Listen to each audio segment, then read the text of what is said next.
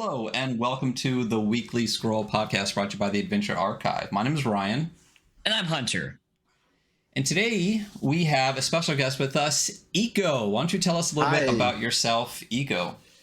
Yeah, sure. I'm Iko. My pronouns are he, him. I'm an indie RPG, tabletop RPG designer, and also a indie podcast producer. I have a podcast on and with other indie tabletop RPG designers, and I am currently running a Kickstarter for a system-neutral source book called Skyrealms, which is also a coloring book.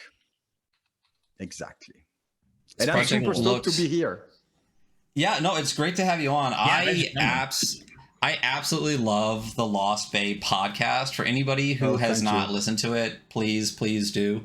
It's so great the way that you and kind of like, you know, easily digestible, like 30-minute episodes really get to the heart of a lot of these creators, like processes and stuff. So for a fledgling podcast, it's really cool to have someone on who as far as what we do, like I definitely look up to, but someone who's also done some amazing projects even before Skyrealms. Like Hunter's background with art from Perplexing Ruins is Broken Luck.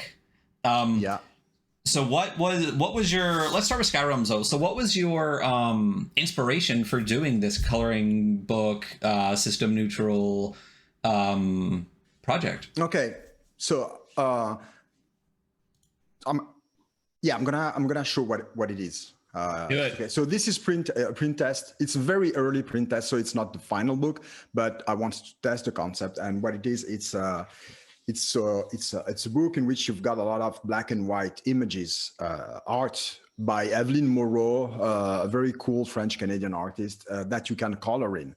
So it's like a regular fantasy ttrpg book and also a coloring book. And plus there are some coloring procedures involved with the solo play part of it. But basically what happened is that, you know, paper crafts / coloring really basically helped me go through some parts of the lockdowns and the COVID and stuff. I mean, I'm really bad at drawing, but coloring was a cool way to do something, I don't know, akin to drawing and, you know, to find solace and stuff like that.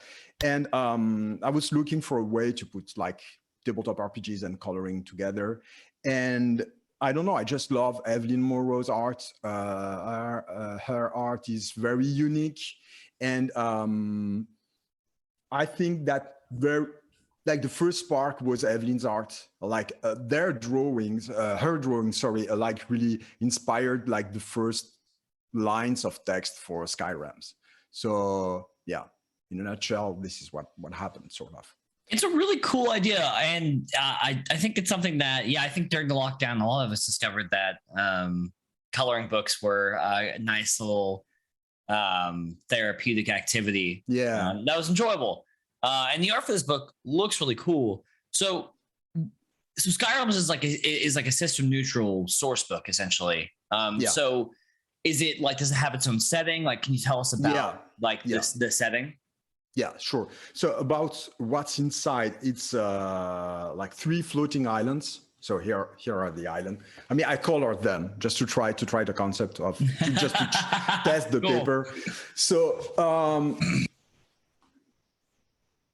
I grew up in an island myself. So like islands kind of often come back into my RPG projects. Sometimes it's not explicit, but a lot of like, I don't know, like my personal experiences, like growing up in an island came back. And this book is actually, those 3 islands are inspired by like an actual small archipelago. There's like off the coast of Italy, which I really love. So, so yeah, the setting is 3 floating islands between like the realm of the mortals and like the heavens of the gods, where a lot of strange creatures roam, creatures that look kind of cute, but that are pretty dangerous. And there's several factions, and there's a bigger plot going on with gods, with Cyclops that might be brought back to life and destroy the land, etc. So, and I think that like Evelyn's drawing gave me like the possibility to explore some tropes of fantasy that are not like the classical RPG tropes, like the goblin, the elf, the orc, etc. And somehow I found a way to mix like what Evelyn drawings were bringing with my own cultural background of like Mediterranean fantasy and lore, which is not at all about elves and goblins, and it's more about, I don't know, sea creatures and huge rams, and I don't know about the stuff that it's in Skyrealms now, sort of. So yeah, it's land of fantasy basically. That's really, really cool. I think we're all fairly like, I think everyone obviously like westernized RPGs have like really, that kind of like pseudo medieval Western culture has really dominated them, that like kind of Tolkien-esque. So that's really cool to step out and like, I don't know a lot about like Mediterranean like lore and fantasy. So it's like a really interesting aspect. There's a layer of abstraction right now, so it's kind of abstract. It's an abstract place like floating in the skies. There's nothing explicit that ties it like to Mediterranean culture and lore. But you know, when I started playing RPGs, when I first played Dungeons and Dragons, what's called like European fantasy for me was totally exotic. I had no idea what a goblin or an elf or an orc were. That was also the cool part of it. That was so cool. Like I'm traveling to a foreign country. What is it? What's that? So now I think like it's kind of constant in my work, even in Broken Luck, which is the zine I've released like 6 months ago. It's a Troika supplement. There's a lot of like, personal lore and cultural background, like transformed, abstracted, put into like my RPG work, basically, I think. That's very not cool. Conscious. It just happens. Somehow. Yeah, no, it's just shaped by your own personal experience and your personal history. Yeah, that totally, absolutely makes sense. Yeah, and that's just a great way to go about doing it. Instead of trying to force a like a concept on, like I really want to do like X, more like being using those personal experiences to really put to be kind of like a seed for it. I feel like can really pull you into the project a lot more. Like, so for example, I know that you've been talking, you've been tweeting about and putting out art for another project you have coming up, if it's okay to talk about that. And I know you've talked about pulling in a lot of your personal experiences and the places you've grown up and things like that. So did you want to talk about that at all, about pulling in those experiences and kind of about that project a little bit as well? Okay, sure. Like I can talk about it briefly because like the project is still in development. It's a 90s horror ttrpg in which you play as like older teens or young adults confronting pure evil, I would say, non-cosmic evil, very, very mundane evil, like bad dudes. And in a huge suburb, abstract suburb, which is nowhere or wherever you wanna imagine it. And it's very much inspired by my growing up in a suburban / rural place with a lot of weird people, weird dudes, and even very violent and criminal persons just around me. I mean, that was like my social circumstances, like in the village where I grew up. So again, I'm trying to put a lot of several layers of abstraction on it, so that anybody anywhere can like project themselves into that space. But it's very much influenced by specific details of personal experiences. And actually, I've been running that setting, the Lost Bay, with other systems for 4 years. I don't know, probably I played 50 games, and slowly in the last years, bit by bit, I started like writing my own system for it. And I'm planning a release for a lightweight version somewhere at the end of the summer or beginning of the autumn, September, October, not sure yet. But right now I'm more focused on Skyrealms, like on putting together the material for the book and all the gaming accessories that come with the book. And very cool. I think like last week we talked a little bit about Lucid, and there are a couple other games that have like they focus on like mundane aspects of life or things that people can really relate to very easily because they experience them. Sure. And it's really enjoyable to be able to project yourself or your personal experiences on something that on a game that's not, you're fighting a dragon in the faraway land. It's like, no, you're like, like yours that's a really great idea. Like you're in a suburb and there's like something weird and dark happening. And there's somebody with the face of a TV screen, with a TV screen instead of a face. That sounds absolutely who's gonna eat you. And yeah, that's really cool, man. I'm actually really very, very excited for that. I think that sounds something like is very much in my ballpark of something my group would play. So, and I'd like to add something about that project. I'm going to release like a first lightweight version for free, as I told at the end of the summer, just like the basic rule set and the starter adventure and like a very light framework, what you need to start playing. But I'm working on a bigger book in which I've like invited other contributors, like people from the US, South America, Southeast Asia, Europe, to rewrite parts of the lore of that huge suburb, because I just want, I don't know, it starts from personal experience, but I want to give it away. So they are going to put like their own, I don't know, views or experience or of what's a suburb, what's horror in Malaysia, in South America, in the US. So trying to open like, the setting or the game, basically to other regions, cultures, and make it like an abstract place, I don't know if that makes sense. So cool. So cool. Do you think your podcast, so again, we talked about that a little bit, the Lost Bay podcast, because you've reached out to so many and had some interviews with so many like amazing creators across the entire globe, like all the way from the creators of like Thousand Islands to Americans, Europeans. Do you think your experience with a podcast and you're kind of like reaching out to all those different people, did that give you kind of those like doors to reach out to those creators to pull them into this project and things like that? And not only what we're talking about with the Lost Bay project, but with Skyrealms as well, because I know there's a bunch of people, if you look at the team on the Kickstarter page, that are just amazing creators, people like Emil Bovin and Bats and things like that. So do you think, there's Armanda Haller from Argentina who's designing the solo game. So because the source book comes with accessories, and one of the accessories is a small card deck that you can use to play solo, to play exploration / drawing / journaling solo RPG. So certainly the podcast has helped me like getting in touch and also like making new friends in some faraway places.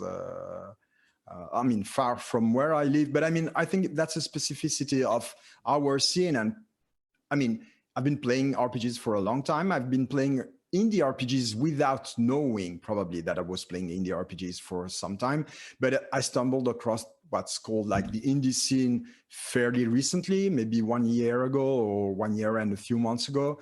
And honestly, that was quite mind-blowing to me, like just to see, to have the opportunity to discover the work of people with like so different backgrounds and cultures, not only regionals, but I don't know, in a wider sense, belonging to other communities and having other sensibilities and sensitivities.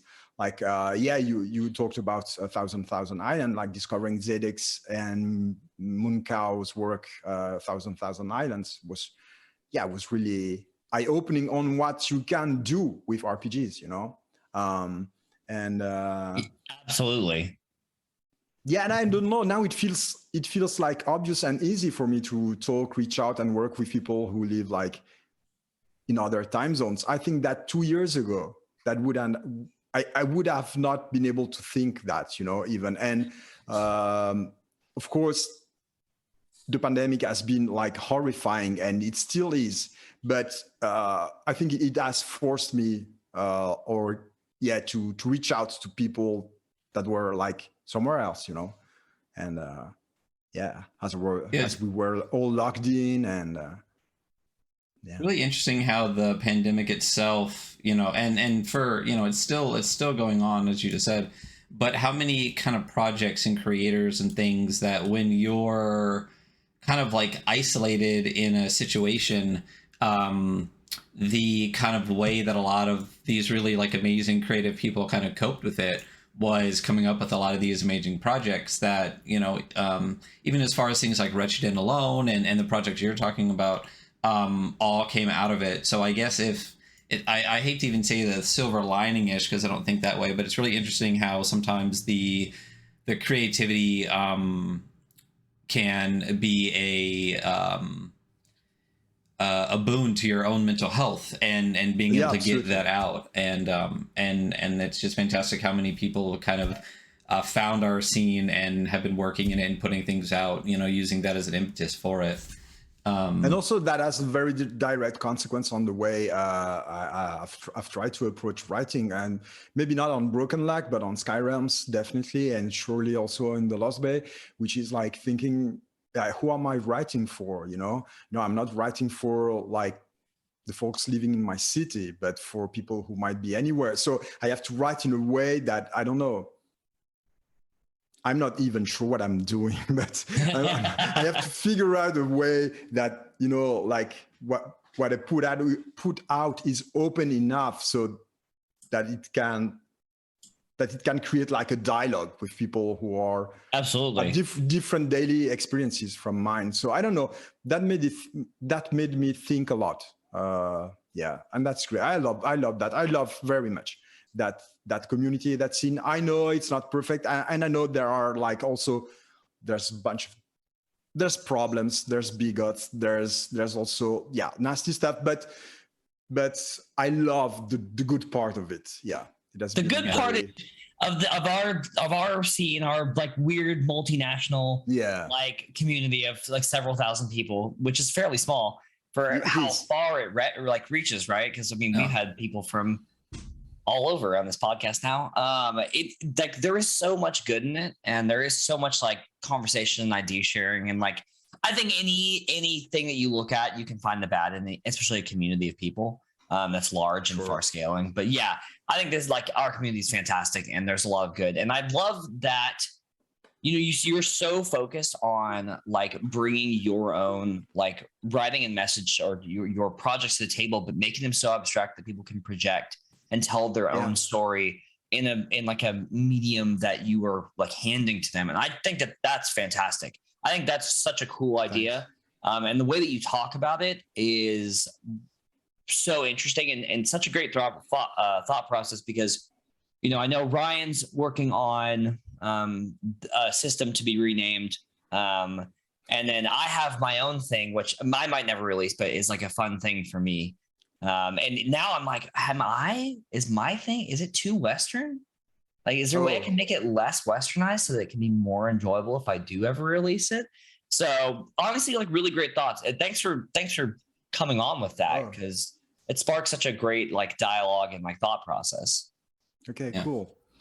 Yeah. So Skyrealms, so I know looking at the project, it's much more, because you touched on the solo game part of it. It's much more than the book that you showed in the coloring book and even the solo game. So if you go, because I obviously went deluxe tier, but so what all can you get with the project beyond the coloring book, beyond the book itself and the solo game book? Like what all comes with? What can you get with the project?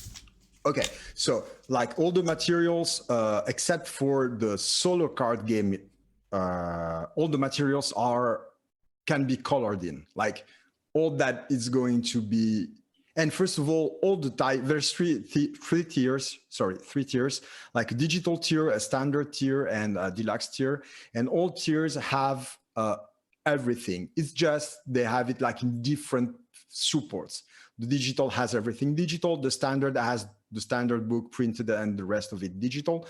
And the deluxe tier has everything printed by LFOSR, which is an amazing printing shop, probably like listeners of your show know, based in San Diego. Probably. I talk about them literally all the time. If LFOSR does something, I have to have it. So the Broken Luck zine, the LFOSR printing of that is just like it's so good. But they're going to be printed by LFOSR. LFOSR makes like bespoke, handcrafted, hand printed, like ttrpg stuff, and they're amazing. So what's in the pack? So there's the book. The book is like a bestiary, a setting, spells, failure tables, a mini dungeon, and yeah, basically it's like is your door into like that setting of 3 floating islands. There's what's called an atlas, a map, which is going to be a foldable map, which is going to be drawn by Border Collie, who is an amazing artist and designer from Ithaca, New York. And I've worked with them already on the Perpetual Broth. That was another smaller project, like a pop-up zine. And the DERF project, they're going to draw the map. There's an adventure involving snails and slugs living in the underworld, in the underworld crystal realm of the Skyrealms, written by Emil Boven, and which is a Dutch designer and artist. And I've also worked with Emil on the Perpetual Broth. And Emil's adventure for Skyrealms is going to involve rescuing one of those crystal slugs who's been too far into the caves of the Skyrealms to find like unspeakable secrets and has disappeared, and you have to find them. There's something that I'm really excited about, which is an almanac. It's going to be a threefold, or maybe more, because I'm writing a lot, so maybe it's not gonna stay like fit all on a threefold. Basically very much inspired again by something I experienced, like an old Italian TV show I used to watch before going to bed when I went and visited my grandmother. It was an almanac, literally. So the Skyrealms almanac is gonna give you like odd weather, odd celebrations, cool, odd trivia, odd problems between factions on a daily basis. It's a bunch of tables you can use either randomly, like you would do usually, or in a sequential. How would you say that? Sequential. You're right. You got it. Thank you. Sequentially, like to to mark the passing of time, like end of seasons in an adventure. And there are quick adventure starter cards for one shots. There's 2 of them. And one of them you can use in conjunction with the solo game for a 1-player, 1 GM game only, in which you play one of my favorite characters, which is the Lostronaut. I'm going to show it. So this is the Lostronaut. Nice. Very cool. Yeah, I know he's in some of the art for the that's the color I colored it. Preview art. Yeah, so that's the non-colored in astronaut. So the astronaut is different character. Yeah, all the creatures basically can be used as NPCs or as backgrounds or classes, the way you want to call them. And but there's only one astronaut. There are folk who just happen to be there and they don't know who they are anymore. They're totally stranded on these islands. And so, yeah, there's an adventure designed to be played as the astronaut. And in the solo game also, you are the astronaut and you're exploring the Skyrealms and you're trying to figure out who you are and why you're there.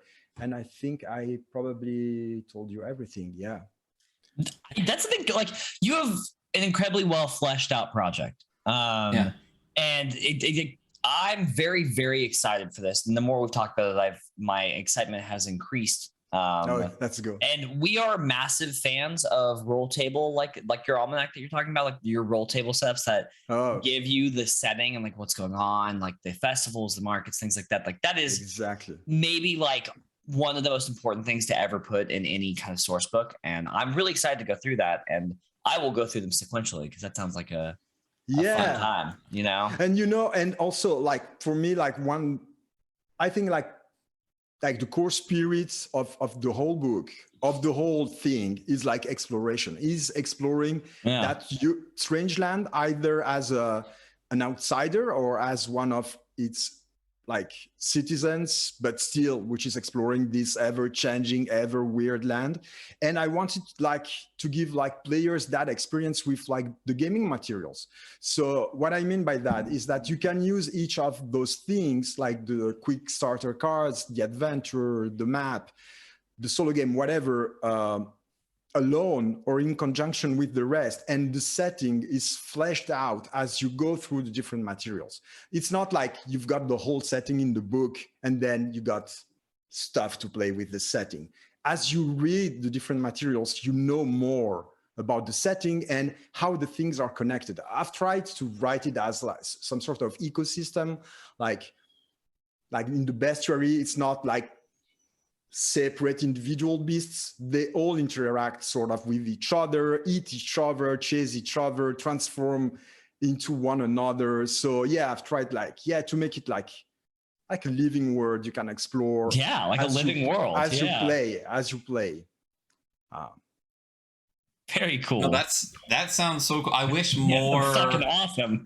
Yeah, I was gonna say, I wish more games would do it like that instead of just like, here's all this and maybe here's a little bit of other stuff, but like using all of it. And the fact that so we back a lot of Kickstarters. It's literally become part. It's why it's part of the podcast. You know, we want to talk about Kickstarters at the beginning of every episode or bring people on that are doing these amazing projects. The tiers that you have are fantastic. That there's nothing that's really like unavailable to anybody at any tier. Yeah, is such a good. It's a great way to do it, and it's very friendly to all the backers. You know, especially based on like world finances and the way that things are out there right now. The fact that you can just go digital and not miss out on anything, or step up all the way to the top.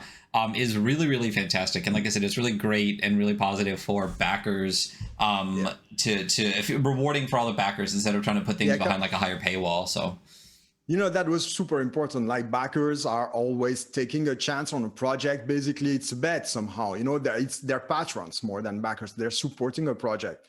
And that felt like, I don't know, more fair, like to not to give back that support. So I didn't want like to have like, as you said, paywalls and like different materials, different rewards for different levels. I wanted like everybody to have the opportunity to, like, one way or the other, digitally or in print, to have access to everything basically. So that's super cool. High level of accessibility. I mean, for all the reasons Ryan just said, it like incredibly important. And like, stuff like that's such a barrier to entry to like this fun community. So to have that barrier kind of stripped back to where people, it's like, yeah, you can join in on this thing that we're all doing. It's really nice.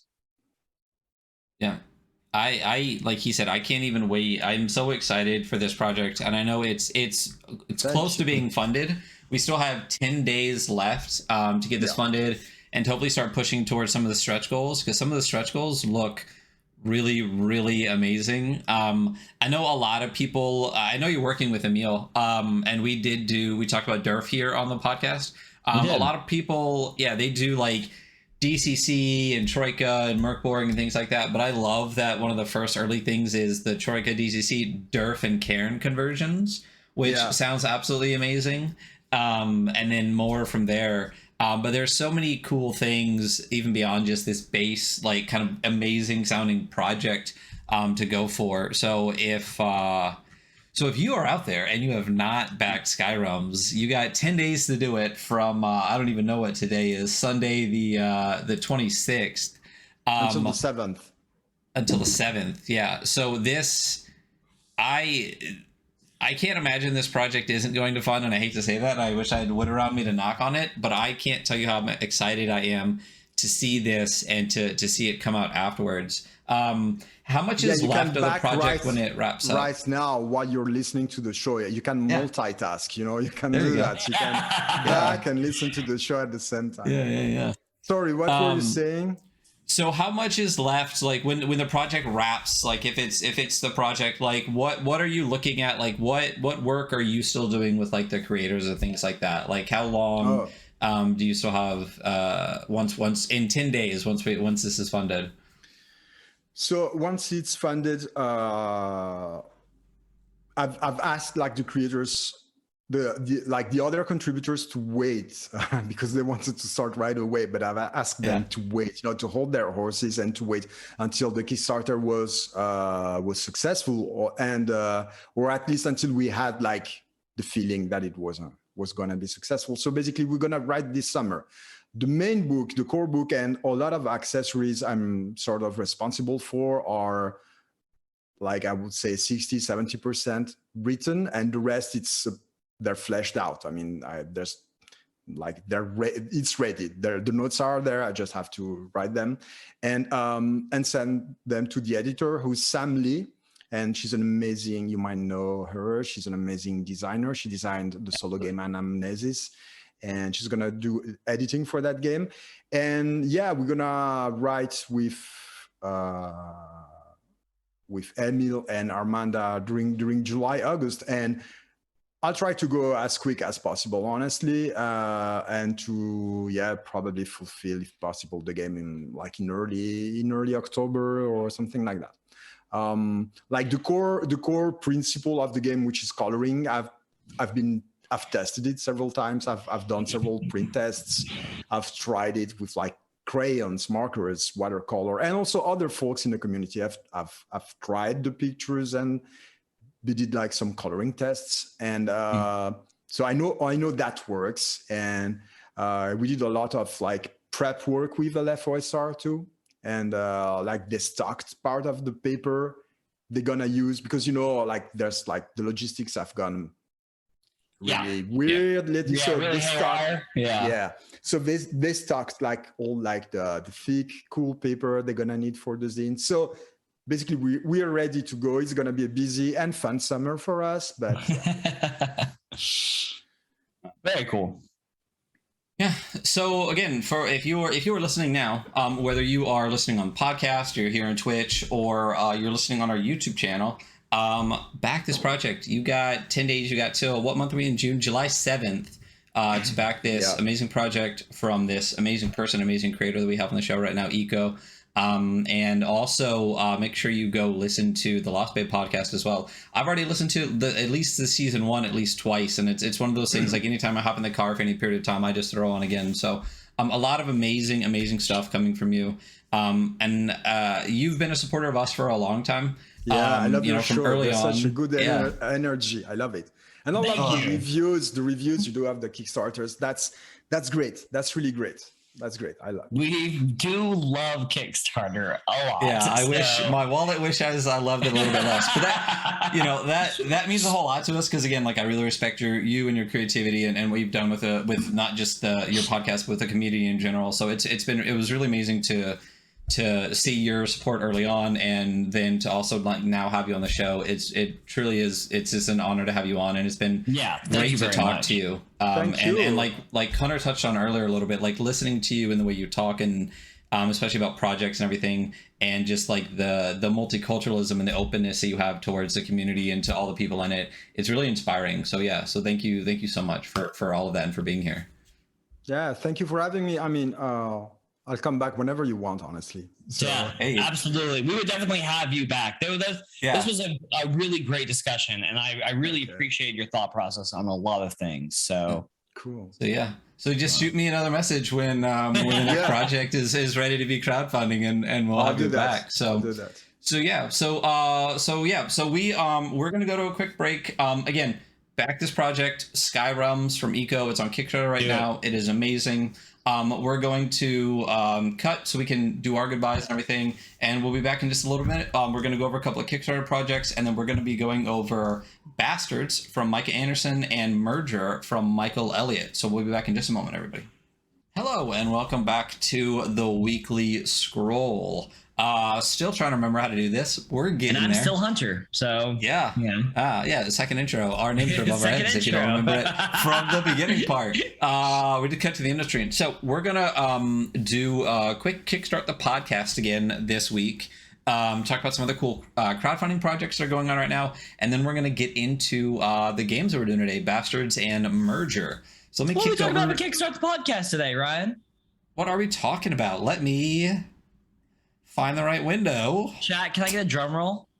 Just kidding. No, that's not the right one.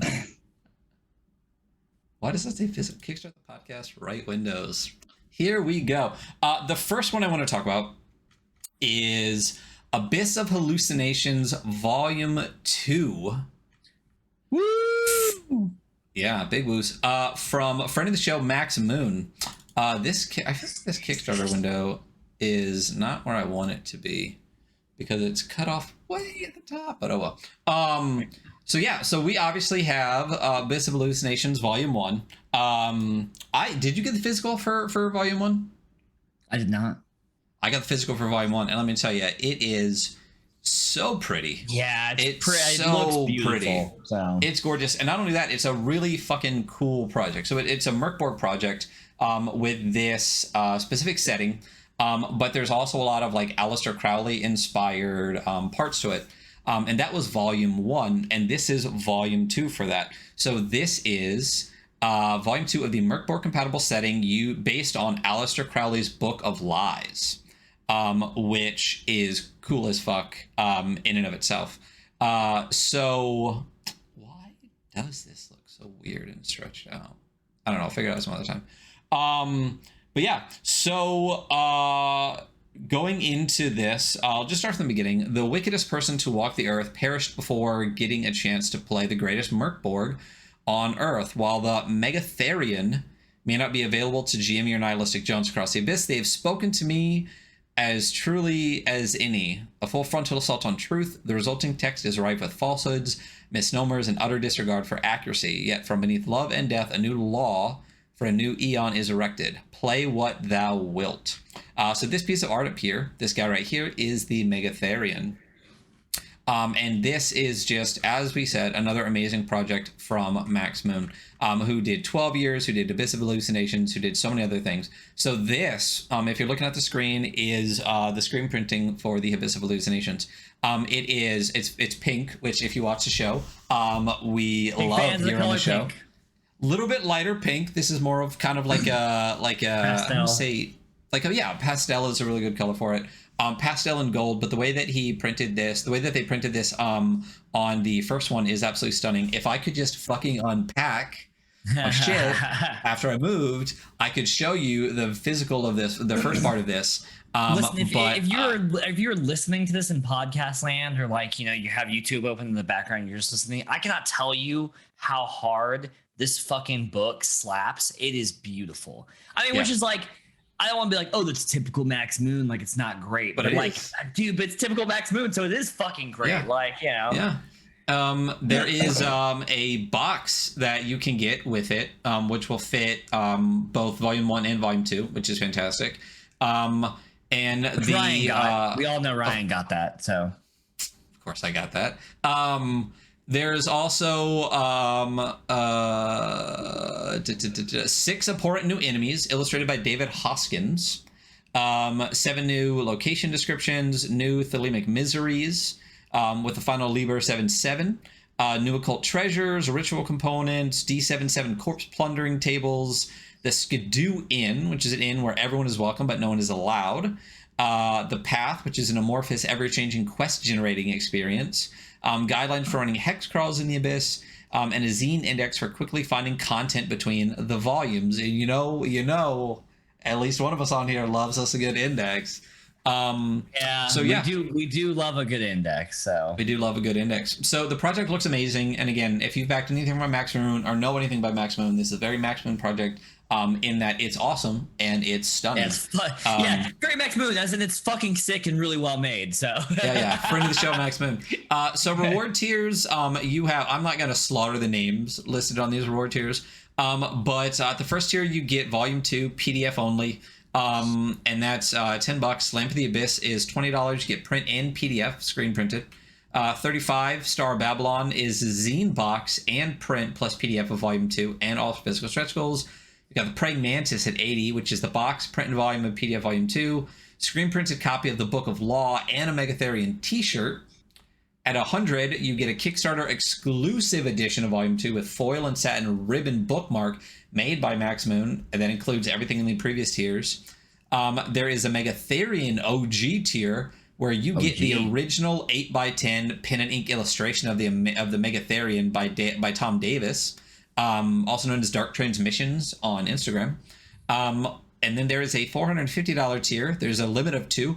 It's called the False Grimoire. So in addition to the Praying Mantis tier, you get a unique hand-bound hardcover copy of the Book of Lies created by Max Moon. And then basically like everything else. And that comes with handmade paper pages, hand-marbled in pages, gilt page edges, satin ribbon bookmark, covered in quality book cloth, fine paper, leather, or a combination.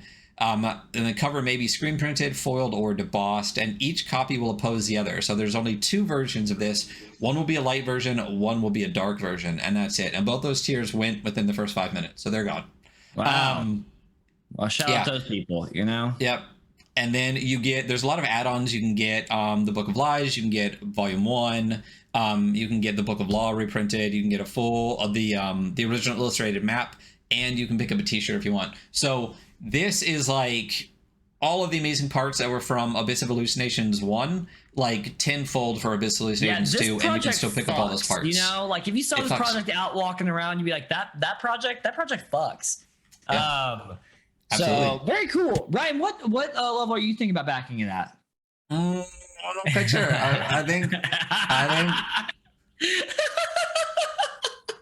I think one of those early tiers kind of just disappeared pretty quickly. Yeah, sure did. As did a lot of money in my wallet. So yeah.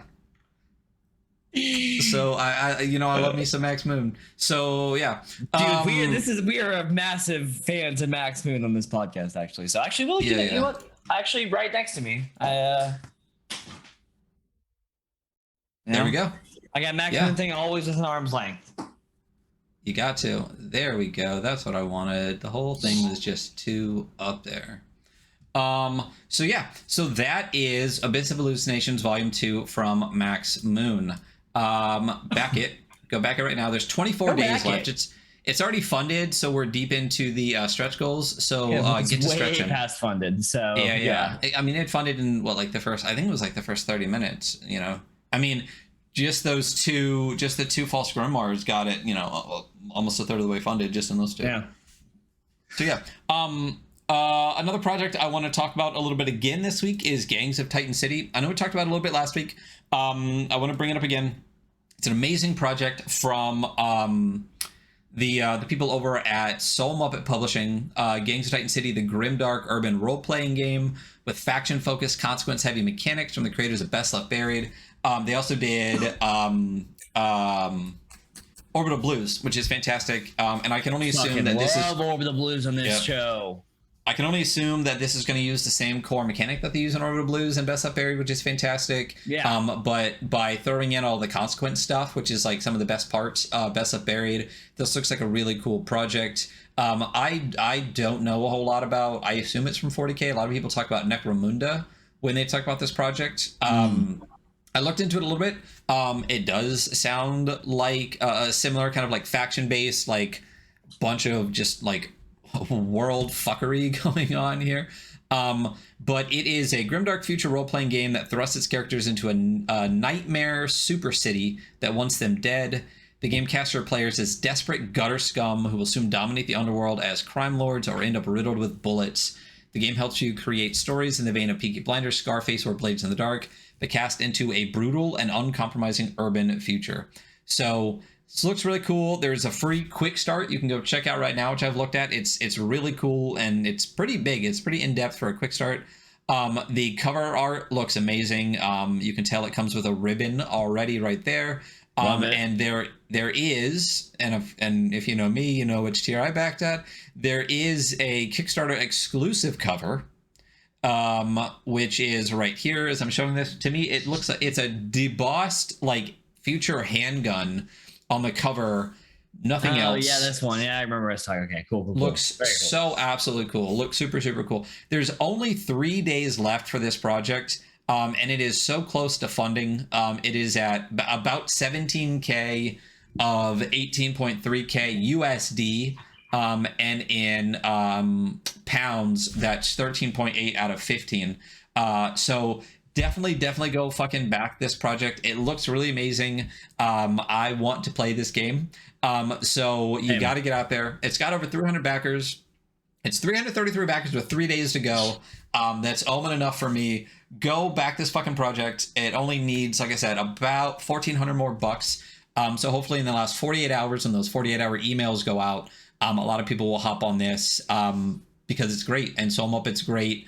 And for any of you who are unaware, Soul Muppet, even though they're across the pond, have recently opened up a lot of US shipping, and Exalted Funeral carries a lot of their stuff now. So if you want to check out some of their other projects, like we talked about Orbital Blues and Best Left Buried, you can just hop on Exalted Funeral or go on their website for the US shipping for that as well.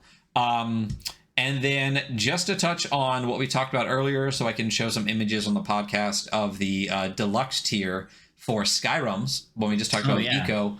I'm bringing up the images for that.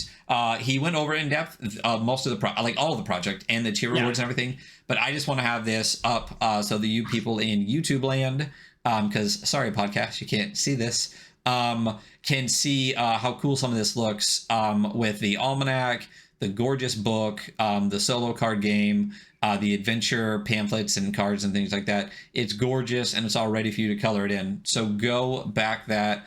As we said, wasn't that dude just so fun? Didn't y'all just like that fucking guy? Go back his stuff, love that guy. I like all of his stuff, and then go find the rest of his stuff, like Broken Luck from Troika. So yeah. So that is Kickstart the Podcast for today. Hunter, you did not remind me to change the title. That's cool. Yeah, listen, I'm still recovering from a long day yesterday, so yeah, I need to get my post-it notes out. That's literally the only way I remember anything. So I'm going to change this real quick because we are going to switch over to bro. What was it doesn't let me write bastards because it says it's against Twitch policy. Oh, it's a bad word. So just use stars for some of the letters. I tried and it still didn't like it. I can literally write fuck. You know what? I blame Michah Anderson. So yeah, it's his fault. I mean, it's got to be that one. Oh,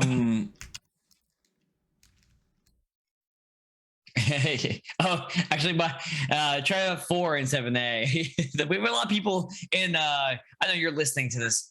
If you're listening to this, and you can't see our chat, but we have a lot of people in chat giving helpful suggestions. Yeah, let's try. We love our technical difficulties on the show. Honestly, if we don't have a technical difficulty on this show, I start to get nervous. Oh my god! Okay, I finally got it. Thank you, Thriftomancer. Thank you, Thriftomancer, for that. Wait a minute. The exclamation point is important, so let me throw that exclamation point in there. Done. Yeah. What the fuck, Twitch? I'm not even. Never mind. I'm not going to get into Twitch and the things that they allow versus the things that they don't. But not being able to write the name of a game into a Twitch title is fucking ridiculous. You fucking bastard. So I can say it all day though. Yeah. So we're gonna hop into first game. So we're gonna be talking today about Bastards from Michah Anderson and Merger from Michael Elliott. I know Merger was a project that we talked. I love when we can do a Kickstart the Podcast, and then get to that project later on, which is fantastic. And that's one that we talked about quite a while ago. So let me kick over to. We're gonna start with Bastards. So Michah Anderson does some amazing projects. I'm still digging through books, but I was able to find some of the things that I've got from Michah Anderson. My blur is marking it out. Especially Penicillin, which is amazing. You can go to their itch page. Stop blurring it out. And find a lot more Penicillin on there. But I was just talking to Hunter a little bit at the beginning. This is one of my favorite ones from the Penicillin Christmas Committee, The Blood in Santa's Claws, which is something I'm absolutely going to run as the season approaches. Such a good title. You know, you can't help but chuckle when you read that title out. Yeah, seriously.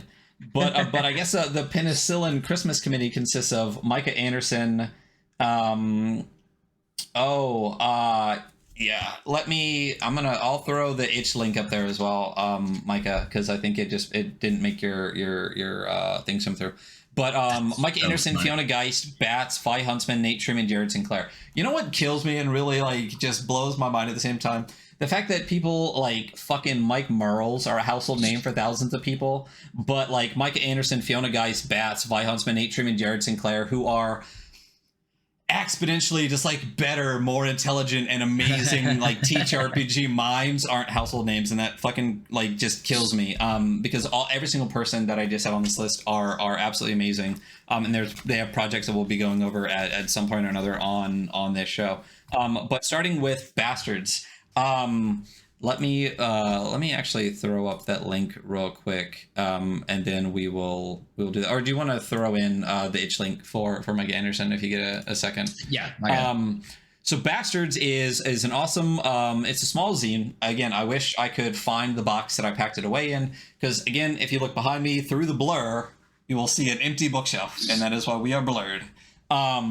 But Bastards has always been sitting on top of it. It's an amazing little OSR game. This is the updated but Ashcan edition, words and light by Micah, edited by Jared Sinclair. I love the gear list taken from Jared Sinclair's 6E without permission, and if you haven't read 6E, that's a great part. But 6E is an awesome project too, and that's something that I definitely want to talk about and probably play as well from Jared Sinclair when I start the AP series I'm doing. But it says it is suitable for simple old style role playing fare. It is their synthesis of dragon games into the one that they want to play and run. It is not a complete system. If there are gaps, fill them. I believe in you. When I first got this book and read that page, I was like, I love this already. This is like one of my favorite games just by reading this first page, because I love when a writer with very few words can like put this much just like the without permission part and like the I believe in you part. I'm like, yeah. Okay. I think we've really come to the understanding, like, you know, for us at least, and maybe not for everybody, but for us, the games that have a really solid framework but like leave a lot of space to be interpreted or be home ruled are a blast. You know, like that's a ton of fun. You know, that it's your table's game. You know. Yeah. And that's what this I believe, as far as I've read on itch and through the book and stuff like that, this is what I assume Michah Anderson plays at the table. This is the game that they wanted to play. It's the game they're playing. And what I like about it too is I read this article not too long ago. I think I sent it to you. I don't know if you saw it, about the difference between I can't even remember what they called it. Leaving a lot for the GM to do and just not finishing your game. Yeah. And it's kind of like it's like a fuck you kind of like game design where it's like, you know, I'll just leave it open. I'll leave so much open for interpretation. This does not do that. I feel like one thing I really love about Bastards, and as we get into it, you'll see that, is it's not super big. I'll say actually, because I have Hex Drive right here, and I think it's almost the same size as Hex Drive when you actually see Bastards, like at least the size of, I think it's less pages, but like the actual size of the zine is only about this big. One thing I love about it is it's all the things that you need. But none of the things you don't, without leaving the things that you don't need. So it's not going to hit 50 pages of edge cases, but it's all the things that you need to play the game and enough of a framework to be like, if there isn't a rule specific, I understand their intent, which is one of the things I absolutely love about this game. So starting it off, how to play. If you have a good plan or quality equipment, or the task you're attempting is trivial, you succeed. If the action is risky or failure would be interesting, use the dice. Which I think is kind of the core of a lot of the, whether you want to call it OSR or NSR or whatever, this kind of like these newer modern styles of games like this, which is you don't have to fucking roll for every goddamn thing. You don't have to roll for everything. In fact, you make it by having to roll for mundane things, make everything worse. But I'm very much a fan of this mentality. Yeah. So most actions can be resolved by rolling under your relevant stat on a D20. So this is a D20 roll under system. Which we've seen a bunch, but I've yet to play a ton. So I'm very excited to play this game. If you're on the back foot, roll with disadvantage. Roll 2 of the same dice and take the worst result. For advantage, take the better result. Very standard advantage. So for stats, you have 3 stats with which to interact with the world. You roll 3d6 for each. So you got strength, dex, and wisdom. Strength is obviously bodily prowess. used for melee attacks, determining inventory slots in your starting HP. Dex is agility and reflex, used for ranged attacks and stealthiness. And wisdom is mental acuity, used to cast spells, determine initiative, and for your spell slots. You also have luck. So first of all, real quick, before we get deeper in, let's talk about the layout of this game. And I know it's like a simple Ashcan version, but I love, first of all, the colors, the simplicity, oh my god, and the fonts that were chosen. It makes sense. It really, even just something as simple as that, just that luck font with that yellow and red, gives enough of a vibe of an understanding that this is like kind of a dragon-y game, you know. But it's a different one. So I just have to say I love that, even though like it says at the beginning it's an Ashcan version. But yeah. So luck, starting luck is equal to half of your highest stat, which is cool. So if it's not strength, it's half your dex, which is basically you get the best possible luck. Spend luck to have things go your way. You roll a d20 under your current luck score to avoid catastrophe. Succeed or fail, reduce your luck by 1. You regain luck back up to your starting value every morning. So luck is a something you can use that is rechargeable. It's not something that just disappears, and you roll under it. Again, the whole thing is a d20 roll under system. So for combat, characters are squishy and enemies do massive damage. Love that automatically. Make combat as unfair to your advantage as possible. This is speaking to the players, not the GM. Or avoid it entirely. So, again, I love deadly games that encourage non-combat. We talked about this, I think a little bit. We talked about it with Astro a little bit, and we've talked about it a ton. 5e is a combat game, and it's designed to make you feel like a god and always win. So if you jump into something like this, where you're very squishy and you never run away, you're going to die. Yeah, so don't do that. So avoid combat, put yourself in good situations, lure the monster into a situation where it is better for you than it is for them. Run if you get weak. Like, play like you're really going to play against a giant fucking monster. Because I'll tell you what, if I was wearing armor and had a sword and I saw a dragon, I would run. Yeah, I would too. That's just me. Yeah. I'm trying to get this gold and get out of this bitch, you know? I'm trying to survive. Yeah. So when you need to check initiative by rolling d20 under your wisdom score. If you succeed, you decide when you act. If you fail, the GM does. I love that. I think that's really cool. To hit with an attack, roll under the relevant stat. Strength for melee attacks, dexterity for range, but over your opponent's armor class. So again, you have to roll under your score, but over the AC. So it narrows the range in which you're actually going to hit. When half of a single opponent's health is gone, or half of a group of enemies is dead, roll under your wisdom to see if they stay to fight, run away, or surrender.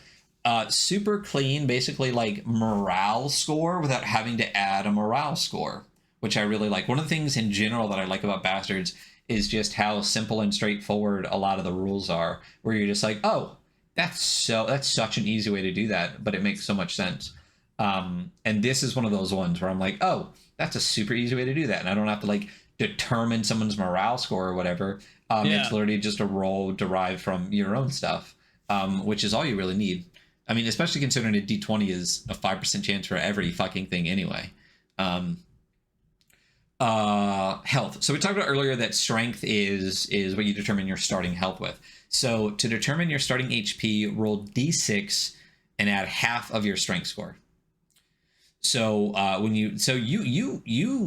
you're a little squishy boy, dude. You could be. That's the thing, is you absolutely could be. You could roll a freaking 1. Theoretically, that means you could have like 4 HP. If you roll the worst you could possibly roll, you could have 1 HP. But the best you could possibly have is what, 24? So between 4 and 24, you got a bit of a swing there. But yeah. So when you take damage, reduce your HP by that much. At 0 HP, make a luck check or die. Easy peasy. If you succeed, return to 1 HP and gain an injury. And an injury takes up a slot of your inventory. We've talked about a bunch of different games. Yeah, absolutely. It's a really good system, you know? I do like it. I do enjoy it. I'm not going to use it in mine, but I like the way that people use it in theirs. No. Wait, are you... Can you say something? Me? Yeah. Keep saying Can you something. hear me? Yeah. Hello? Yeah. Papa Jedi, can you not hear us? Because I see us coming through. I really hope I haven't been talking for the last 10 minutes. Dude, that'd be crazy if we've been talking about this for the last few minutes and it's anyone wanna boo I hear. You know what I'm gonna do? I'm gonna Okay. All right. Thank goodness. Papa Jedi, you gave me a goddamn heart attack. It's just you. Yeah. All right. So thanks, guys. Thank you. Yeah. So, yeah. So for everyone in podcast land, if only I actually edited our podcast, but you get to listen to all of that. So you're welcome. You're gonna hear every moment of it. It's endearing. Raw and uncut. That's what we would get. Yeah. When you take damage, reduce your HP. No, I already talked about that. So inventory slots. Yeah, I do like the way that they're used. When strength is an important score to use, it determines your inventory. Strength is not only your HP, but also how much you can carry. So when you can get an injury and it takes up your inventory, it's kind of this like not double hit, but it still comes from the same stat, which is an interesting way to do it. And I really like that. So you lose an inventory stat if you survive by doing your luck roll at 0 and coming back. Again, clever. I think clever is like one of my favorite parts of all of this. Is just like, this is such an easy way to do so many things that so many other games do so much more complicated. Yeah, absolutely. Unnecessary. So yeah. So you regain D3 hit points for a short rest. A night of rest with a fire and food restores all HP. And a week of bed rest restores 1 injury. So easy peasy. Short rest with food, or bed rest. So you can get rid of the injury. You can recover your inventory slot. So there you go. Basically downtime. I assume I would run it as like between adventures and things like that. Yeah, you can just absolutely. take an injury off and talk about what it is. The classes are really clever too. I really like, again, I'm going to say that too many fucking times, but it's clever. When you roll your starting HP, consult this list. The D6 result determines your class. So you don't pick your class. What you roll. I think that is fantastic. The first time I read this, I was like, that's fucking cool. Because you're not going to be a warrior with 1 HP by accident, or like a barbarian with 1 HP by accident, you know? No.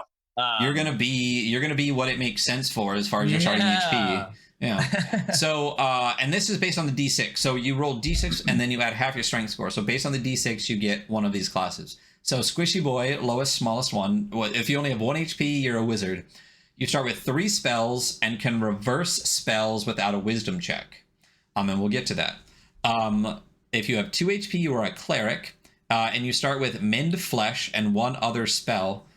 Mend Flesh, it lists what Mend Flesh is here. Caster heals themselves for 1d6 per level, or someone else for 2d6 per level. There we go. If you start with 3 HP, you are the Thief. You may test luck to have something small and useful in your pocket. You have advantage on lockpicking and sleight of hand. I think there is a small typo right here. I think sleight has an E in it.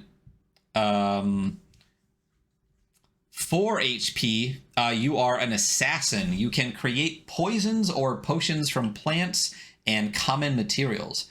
Target saves or is paralyzed, sickly, or unconscious. Again, easy peasy. I don't need 30 pages on how to create a potion. I don't need 30 potions.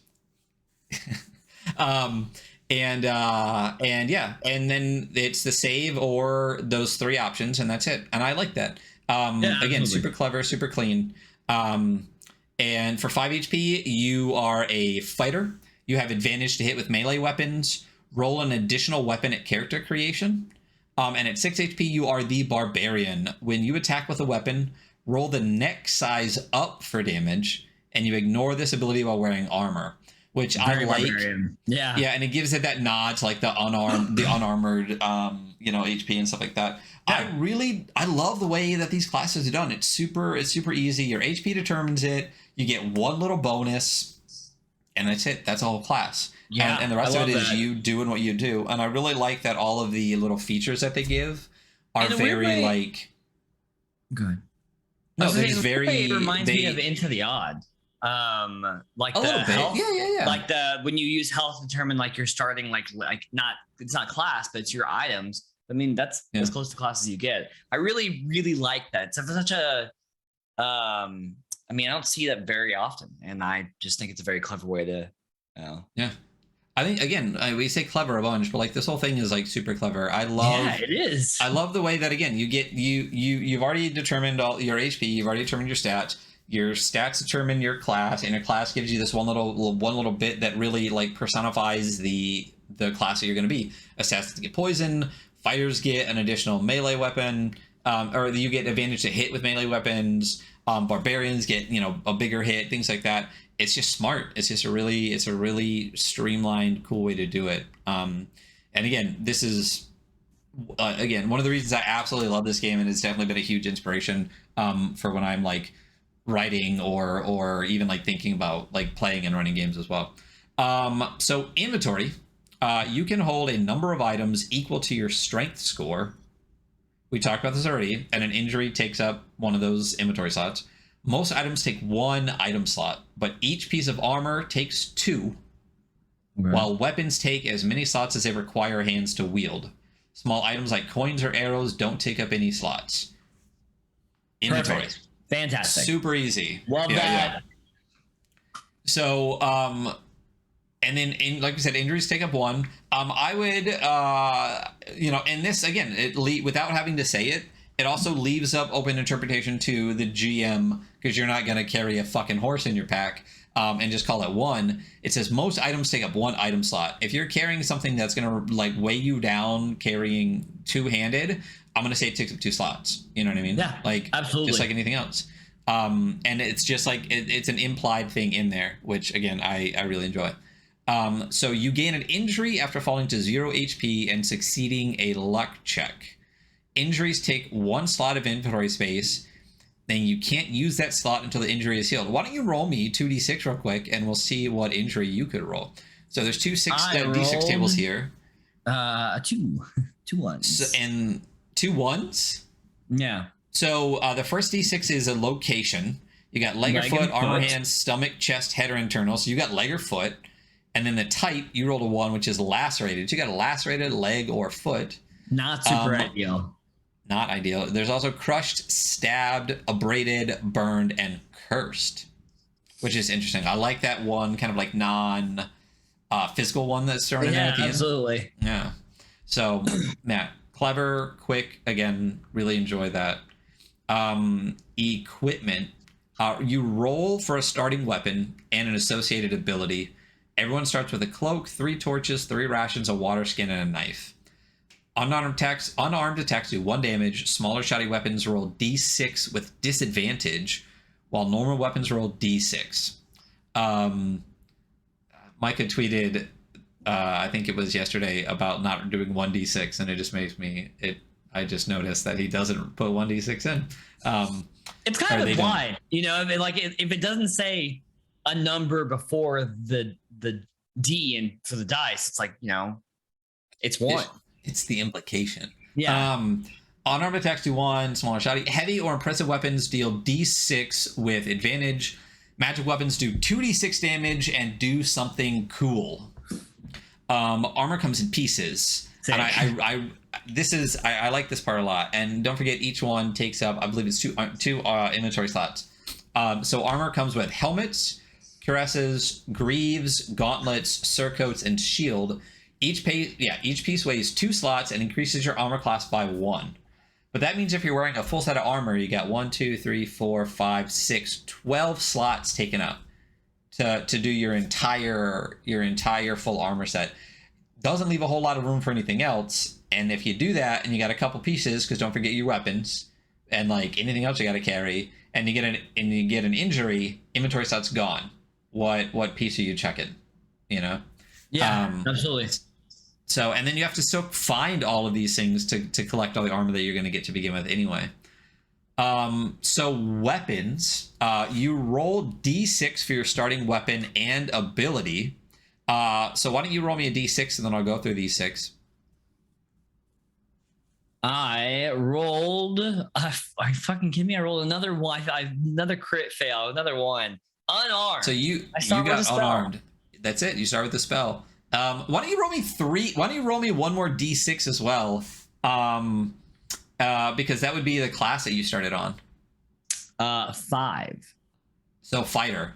So you are a fighter with no weapons. But you start with a spell. I got 1 spell. Oh, so Micah just said the first actual Bastards edition is coming out soon, along with a mega dungeon. Sick. You let us know. Guess what? We're gonna back it. So you let us know when and where that's crowdfunding, and we will talk about that. We should have just reached out first, waited, and had Micah on, and then talked about Bastards afterwards. But we'll cross that bridge when we get there. So you are a fighter. You are a fighter, unarmed, and you start with the spell. 2 would have been an improvised weapon, which gives you a bonus of 2 to climbing and grappling. 3 was a small weapon, so you do d6 additional damage to unaware enemies. 4 is a medium weapon, so you get +1 attack per round. 5 is a heavy or ranged weapon. You have advantage on healing rolls, and a piece of armor you roll again. So I would have that just be like just roll d6, you roll again, you get another piece of armor, roll again, you get a d6. You could kit yourself out completely right at the beginning if you roll enough d6s. But I like that in addition to the class that gives you just like a little perk, the starting weapon that you get gives you this little perk. Yeah, absolutely. That's pretty cool. Which is an interesting way to do it, instead of just like trying to stack them all into just like the class or something. It keeps things a little streamlined, gives you another different role to do things with too. So opposition. In order to do things that are directly opposed to another's wishes or capabilities, like escaping a grapple or sneaking to avoid detection, roll under your relevant stat and over the opponent's hit dice, HD. And that's it for anything that you're trying to do opposed to something else. So that's basically your checks to try to do anything outside of like attacking or anything like that. That is basically it. So it's a lot of roll under but over, which is the core mechanic of the game. Under d20, roll d20 under a stat but over some type of difficulty level, which is HD or armor class or something like that. So spell casting. So you started with 1 spell, so this is what you get. If you start with the spell, you roll on the following list or import from some other game. Import some from another game. By default, spell effects last 10 minutes or until you cast another spell. Spells that deal damage do a d6 per caster level. Easy peasy. Roll under your wisdom, but over your enemy's HD to affect them with magic. Again, it's an over-under. When you gain a new spell, combine the magic words you already have in new ways or attempt to research a new word. Spells can be reversed, like summon light becomes dispel light with a wisdom check. But if you start with wisdom, if you start as a wizard though, don't forget you don't need to do a wisdom check in order to reverse spells. Right. Magic words can be found as treasure, huffed from broken wands, or stolen from dead wizards' skulls. Again, Incantations by Thriftomancer is an amazing spellcasting supplement for Bastards as well. I have not seen Incantations. I've seen some of the other things. Like I saw like a Dungeon Darkly. Why am my brain blanking? Because I can't stop thinking of a Tower Darkly. Oh, it's a Tower Darkly from John Davis, Civid Sanctum. But I've not seen Incantation, so I'm gonna have to check that out. So let's get to the spells here. So this is like 2 d20 lists, and you get an action and an object. So why don't you roll me 2 d20?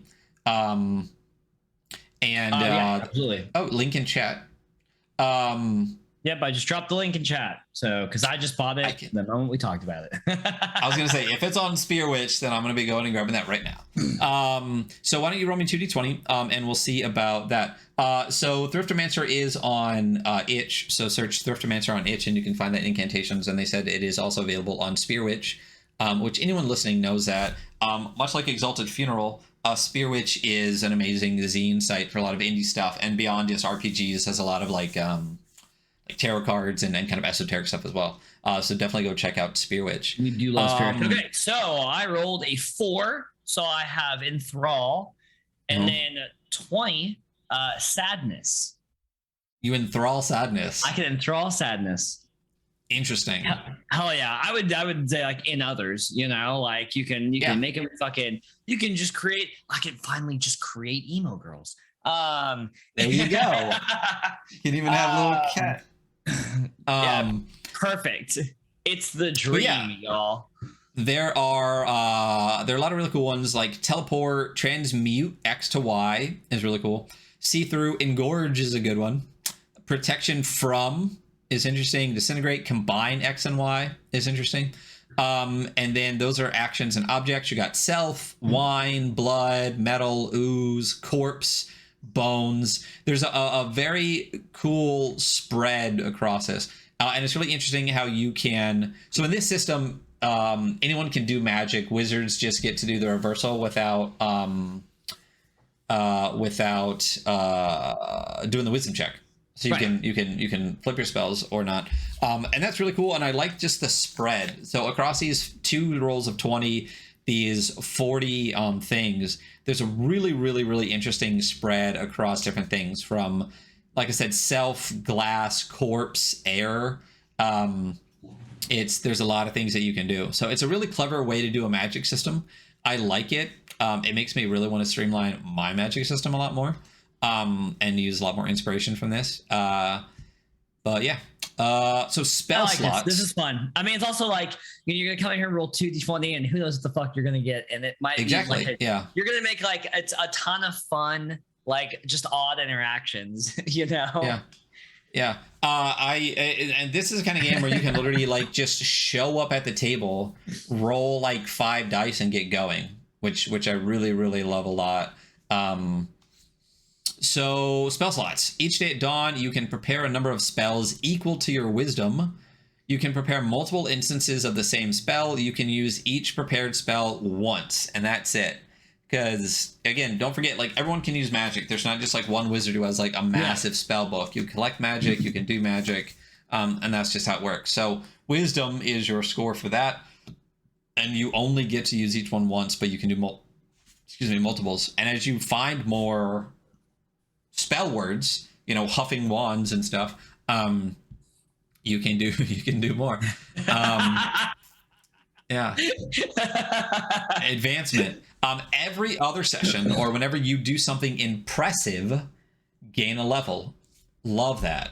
I love that. It's clean, it's smart, it's enjoyable. When you do, add d6 to your maximum HP, choose one of your stats and roll 3d6 to try to increase it.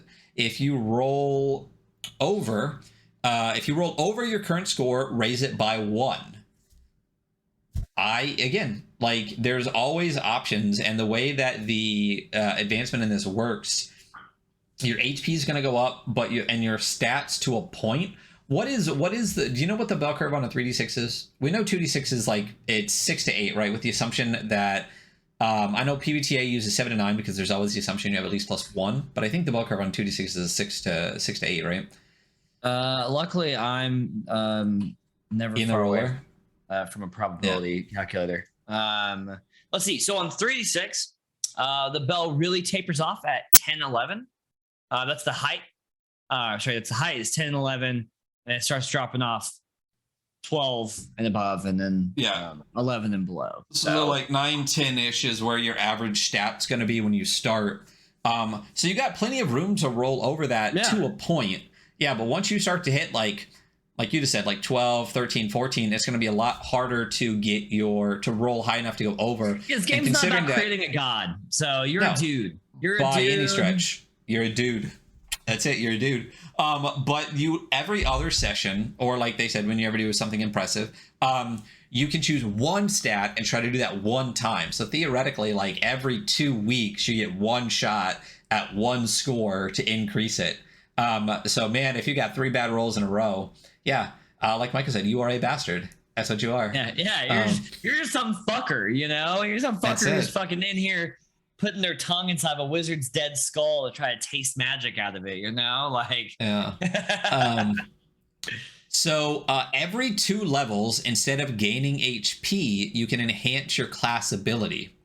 So to gain another class's ability or something similar to it, you must seek out someone to train you, whether a far-off monk, ancient wizard, or formless god.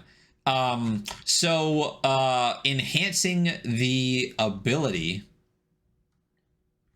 I think we'll get to that. So this is the reference section. So exploration. Each hex represents an amount of land you can travel in 1 watch. If the terrain is hazardous, it takes 2 or more watches to traverse safely. Each watch, you can travel to a new hex or explore the one you're currently in. Horses and roads reduce the time it takes to traverse and explore a hex. Roll for encounters as normal. So there is a small zine, again, on Michah's itch page, or I think I got Bastards on Exalted Funeral, but I'm pretty sure it's always available on Spearwitch. There's one called A Simple Dungeon, and the first time I saw the layout for the adventure, and then the same one when John Davis did theirs as well, I was like, I fucking love this. It's just like a series of hexes, and on one of them is a dungeon, and then there's like stuff in a dungeon. And to me, I love that. That's really clever to do like a hex grid, to do like a hex map of like fun locations, like POIs. And they just have a dungeon that's got like a series of rooms in it. It's pretty straightforward. It's really, really cool. Again, we don't go over adventures in these zines, but A Simple Dungeon is a really, really cool. You should buy them and go through them yourself. Just go fucking buy them. Go back them. We but give A you Simple all a Dungeon lot is really going cool. through the fucking books and shit. You can buy the adventure, Seriously. damn it. Just buy the goddamn adventure. But definitely check out not only A Simple Dungeon, but also the Tower Darklight from John Davis, because both are really, really cool and are great for Bastards. Horses and roads reduce the time it takes to traverse and explore a hex. Roll for encounters as normal. Time and light. In the outside world, time passes in 6-hour watches. You can do 1 meaningful thing per watch. In heavily trafficked areas, roll an encounter check each watch. In sparse areas, roll every other watch. In a dungeon, time passes in turns. A turn is 10 to 20 minutes, roughly the amount of time it takes to search an area, examine a trap, or take a short rest. And in combat, time passes in rounds. Each round is a few seconds, time enough to attack, cast a spell, look for something, or quaff a potion. This is a very similar style to the way Emil Bovin does the time in Durf, which I really enjoy. And I am absolutely adopting in mine as well. I really like the concept of like the watch to turn the round. It's clean, it's clever. I enjoy it a lot. Torches go out after an hour. Lanterns after 3. Candles only last a few rooms. All of them light a single room or hallway and automatically alert sighted or heat sensing enemies. When rolling for an encounter, roll a d6. On a 1 or a 2, you roll on your favorite encounter table. A 1 is an immediate encounter, and 2 is a sign of the next encounter. Again, clean, clever, super fun way to just go through a dungeon area. And it's just like, and I love the 1 or 2 thing. I love if you roll a 1, it's boom, this thing's in front of you. And if you roll a 2, you see like that it's coming up. Yeah. But but it's there regardless. It's just, again, there's a reason I freaking love this shit out of this game. And this is, all of these things are it. Literally all the words in the scene are why I love it. Followers. So NPCs loyal to the players to one degree or another. NPC, yeah, they are. That's who they are. Hirelings are followers made loyal by coin. They require money every day to continue in your service, although they're usually better trained or equipped than other mundane followers. Roll 2d6 plus 3 for follower stats as needed, and 2d6 plus 6 for 1 exceptional stat. Followers die when reduced to 0, so no luck roll there. Non-combatants refuse to fight unless you succeed on a wisdom check. They have disadvantage on combat rolls if they're predisposed to pacifism or if the situation is explicitly deadly. So much like real life, if you're just some dude, but really just some dude, not a bastard or some fucker, they're not going to fight. You literally have to force them to. So don't. Just get a hireling. So there are a number of hirelings with a number of abilities that come with it. A lamp bearer, D6 HP, they carry a lantern on a pole, and they have disadvantage on attacks, and they cost a gold. A craftsperson, D6 plus 1, advantage on rolls related to their profession, and they cost 2d6 gold per day. Burglar, D6 plus 1. As a thief, a quarter of the share of any treasure. Hoplite, 2d6 HP. Spear-wielding mercenaries, cost 2d6 gold per day. Arquebusier, 2d6 plus 3 HP. Well-trained gun brigadier, good at demolitions, 3d6 per day. And a magus, d6 HP, still a little squishy, boys. They are hedge mage or wandering apprentice. They know 1d3 spells. They are cowardly. Take that as you will. Again, not explained. One word is enough. I would give them disadvantage in deadly situations. That's just me. 3d6 gold per day or pay in unique magic items. So they can do the spell huffing if they so choose. Reactions. If you're unsure about NPCs' reactions, if you're unsure about how NPCs might react to the player characters, roll 2d6. This is interesting. A lot of the 2d6 roll tables for reactions are smaller. They combine a bunch of things together. So it's basically like nice, like whatever, ambivalent, and then mean spread across. But this is a full like 11 options, 2 all the way to 12. Attack, hostile, suspicious, surly, disinterested, neutral, amicable, cheerful, friendly, helpful, and like family. So 2 is bad, 12 is good. Basically on 2d6, man, 12 is, I don't know if I've ever rolled a 12 actually actively at the table. So I have in some Monster of the Week stuff. But you only get attacked realistically on like 2, maybe 3, and then 4 up is suspicious all the way up to Vin Diesel. If the players have hurt their chances with the NPC, roll with disadvantage. If their history is of good and kind behavior, roll with advantage. Factions remember players' deeds. I like that. So your fuckery carries with you.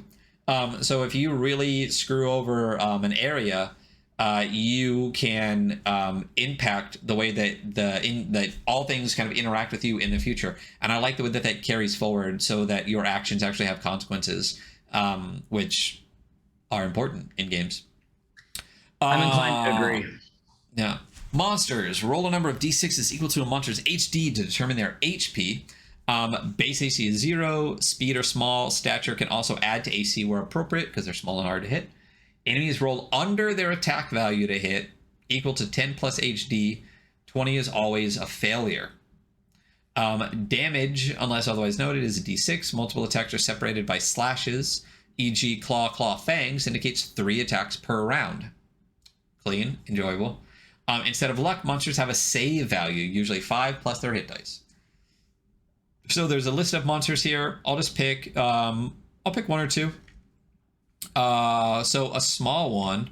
Let's go with a small one and a big one. So a bandit has 2 HD, D3 HC, some shoddy weapons, and 7S. 3 and 6 to have treasure. Not willing to die for this shit. I love this. I just love how it's so straightforward in the language, but every now and then you get something like that, and you're just like, yeah. And then a bigger batter. Let's go with Dragon. 9 HD, 5 AC, claw fangs, which means 3 attack.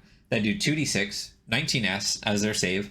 It knows exactly how much gold it has, which in and of itself is like such a 1, 2, 3, 4, 5, 6, 7 words could write a whole fucking adventure right there, just based on that seed. And it has fire breath 3 times a day, and you test luck or be immolated. Instant death option. Like, it's a fucking dragon. Like, it's gonna kill you instantly. It's it. That's what it is. So there's also giant. I also do really love that. Like, it knows exactly how much gold it has. Like, exactly. Yeah. If there's any missing, it will know. It knows the exact amount down to singular coins. You know, it's like fucking hilarious. Yeah. Giant ant, giant rat, goblins, liches are cool too. So they have a magic weapon, death ray, 2d6. They know 2d6 spells, and unless turned to ash and scatter, they eventually resurrect. Skeletons, race, wyverns, a little bestiary there for you. Very in the realm of the dragon games. Treasure. Standard economy is in gold. 10 silvers. It's 10. Treasure hoard comes in 4 sizes: small, middling, large, or vast. Small, 3d6 SP, poor quality gear, and a bunch of trash. Middling, 3d6 GP, adventuring gear, mundane or bulk trading goods. Large, 3d20 GP, weapons, 1d3 potions, fine wine or food, and a spell scroll. And a vast treasure is 3d6 times 10 GP. Yeah, this is a dragon sword. Magic items, armor, artwork, or gems, and a spell book. I like that it lays out the treasure options for you. Absolutely. Yeah. There is a list of magic items here. There are. Can we both pick one? Because I want to pick one. So I was gonna say, I was gonna have you roll one, but yeah, if you want to pick one, just pick one. I want to talk about the symbiont, the meat armor with eyes and teeth that can form itself around body parts. +2 AC, has 4d6 HP, and an alien mind. I'm like, that's meat armor. Meat armor with eyes and teeth. Yeah. Yeah. I feel like it would, in my mind, it looks like what's his name from Power Rangers? The guy, the meat looking guy with like the shredder looking helmet. You never watch Power Rangers? Oh, yeah. I know exactly what you're talking about. Lord Zed? Lord Zed. Yeah. Or meat armor with eyes and teeth. Yeah. Lord Zed. Yeah, there it is. Dust, so flaming sword, fallen star, crude idol, coin of chirality. I love this one, so let me talk about this one. So the coin of flip the coin, invert everything on your character sheet. Yeah. Suddenly you went from a strong fighter to a meek wizard, like. Hand of Glory is cool too. I love that. I wish I had some of my things out because I have a couple of wax Hands of Glory. Light a finger wick to be covered in unlight, invisible to living people, but a beacon to spirits. Love that. Again, there's 20 magic items here. The black egg is really cool as well. The black egg is really cool. A lot of them slap. Like, these are good magic items, I mean, we've talked about, at least we talked about it a little bit. Go back, Michah Anderson stuff, because their shit slaps. Black egg, torso-sized sphere. Anyone who feeds it blood is reborn if they die. Fucking wild. Fucking so good. Like, there's such a good magic item. There's something that's kind of lost, and I am a big magic guy. And I have a lot of valid complaints about magic and a lot of like mediums and stuff like that. And I feel like the older dungeon games have this, like, these magic items for magic that's kind of weird and off-putting, and it feels like a little alien, which is how I like magic to feel. And this is so many good examples of, like, you can have a flaming sword and that totally makes sense to have. And I like stuff like that. But then you have the black egg or the symbiont armor or just weird shit. It's not like, that one dragon game that we occasionally complain about. It's just like everything, even massive stuff feels mundane. This feels odd. I want to encounter magic that is off-putting, but I'm just like, it's weird. It's weird. I'm just some bastard, That's, Into the Odd does that in such a really, really great way. Like the fucking, what's it called? The Oddinium or whatever. The Oppendium, Yeah. It's just, like weird shit. Like, and this is some weird shit. Yeah. But also how helpful is it with the black egg be? Literally just everyone before the adventure just has this like giant sphere and they're just like, all right, like, and you just like get like one free respawn. So potions, sniff, taste, and inspect a vial of liquid to get hints of what's inside, or take it to an alchemist for identification. You test luck to avoid suffering the ill effects of drugs and poisons. Some have no save, they're just that dangerous. So there's 6 listed here. I got you. I'll roll. Yeah. I got a 2. You got Rejuvenation, restores 2d6 HP and heals an injury. So basically like a healing potion. Black Lotus is a cool one. It's a hallucinogen. It kills user for a femtosecond, then brings them back to life. I wonder if that's a Conan the Barbarian reference. I don't know. Ask Micah. It might be. Or Magic the Gathering, maybe, or just like a cool plant. There's literally not that I'm a huge proponent of Conan the Barbarian because it has a lot of problematic aspects to it, but there is a Black Lotus in it that causes you to hallucinate and die. So nice. And Michael says yes. So Alcahest melts through anything eventually.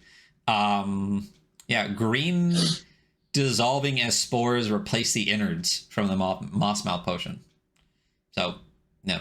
And then you get some random distinguishing features. Why don't you roll me 2d20s? This is a physical and personal distinguishing feature. 11 and 7. You are bow-legged and tired. Bow-legged, baby. Bow-legged and tired. I was like, that's just real life. It's too close to home. Tattooed and churlish. Yeah, you really could just roll us, couldn't you? I mean, the game's called Bastards, so. Yeah. So, occupation and goal. Occupation is 1 to 20, and the goal is D33, which is a D, a 3, and a 3, the way it's written here. Let's see where my dice roller is. Okay, so occupation was 20. I got NPC occupation. 9.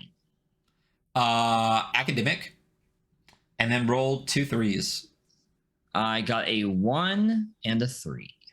So to fight evil. Nice. Number 33 is to die. It's like the Tanner in like One Night Ultimate Werewolf, where like you only win if you make the village kill you. So gear. I've talked about this mechanic with so many people because it's just it's so smart, and I really enjoy this a lot. The more syllables a piece of gear has, the more expensive it will be. A sword is cheap. A well-forged scimitar is costly. So like sword, like sharp sword, like sharp silver sword, like basically the more syllables, the longer it is, like the more it's worth. And I really love that as like a simple, like straightforward mechanic. If you need some mundane gear, here's a list. It's a list of mundane gear. It's there from rope to grappling hook. Yeah, super clever for that. I really like the idea too of like using that for like even if you want to call something like, if you want to make it like a +1 sword, you can make it a sharp sword. If you want to make it a +2 sword, you can have like a sharp silver sword. If you want to, et cetera, +3 sword could be like a magical sharp silver sword. That's another way to extrapolate that into not just cost, but even like effectiveness, which is really interesting. Yeah. Like I said, the list stolen from Jared. As it said at the beginning of the book, without permission. Dungeon, design around a theme. Even if the theme is a fun house, it will be vaguely connected. Add loops, connecting passages, tricks, reasons to backtrack, and things to play with. Make dungeons interesting. Make them, quasi roguelike. We know somebody who's very good at making dungeons. Add loops, connect. Yeah. Traps and monsters usually guard something or are specifically telegraphed. Let players know about hazards without giving them away around them. And make sure there's an NPC to talk to in the underground, a reluctant cultist, a demon shopkeep, or a lost adventurer. Also, put in some empty rooms. Like, just make cool dungeons. And I think this is a really streamlined one-page way to do that. And that's about towards the end. The Appendix N, which is kind of like a list of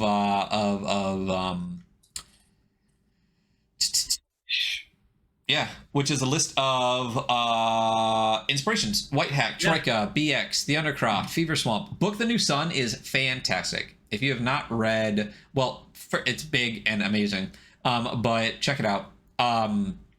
Shriek, the Elric books, Berserk, Conan, Nausicaa, Basic Dungeon. You get a character sheet, which is a blank page. Ashcan. It's an Ashcan. Ashcan. Yeah. And that is Bastards. Again, like I absolutely love this game. Like we talked about it a bunch. It's so well done and clever and streamlined. And it's just super enjoyable, and I can't wait to play. So my plan on the Adventure Archive is to do a series of like OSR, NSR games that are just like 1 to 3 sessions long. So I'm putting together a list of games I want to do, like Knave, Cairn, Durf, and Bastards is 100% on that list. So I hope to run an AP of this sooner than later. So yeah, that is the read through of Bastards. And as Micah said earlier, there will be a first edition of this coming out soon with a mega dungeon. There are multiple adventures for it now. A simple dungeon from Micah, a Tower Darkly from John Davis, or probably more. And as they said, Thriftomancer has a spell supplement available on their itch and on Spearwit. So go check that out. And that's Bastards. So we're going to get in a merger, but prior to that, we're going to take a quick break. And then, the Pearlescent edition, Micah says. Yeah. And then there's the Just Some Fucker supplement that's going to come out with that. So we'll see how that goes. But yeah, so we are going to take a quick break. We'll be right back, and then Hunter's going to go through Merger. So we'll see you in just a moment, everybody. Hello, and welcome back to the Weekly Scroll Podcast. We just finished Bastards from Michah Anderson, and we're going to be moving into...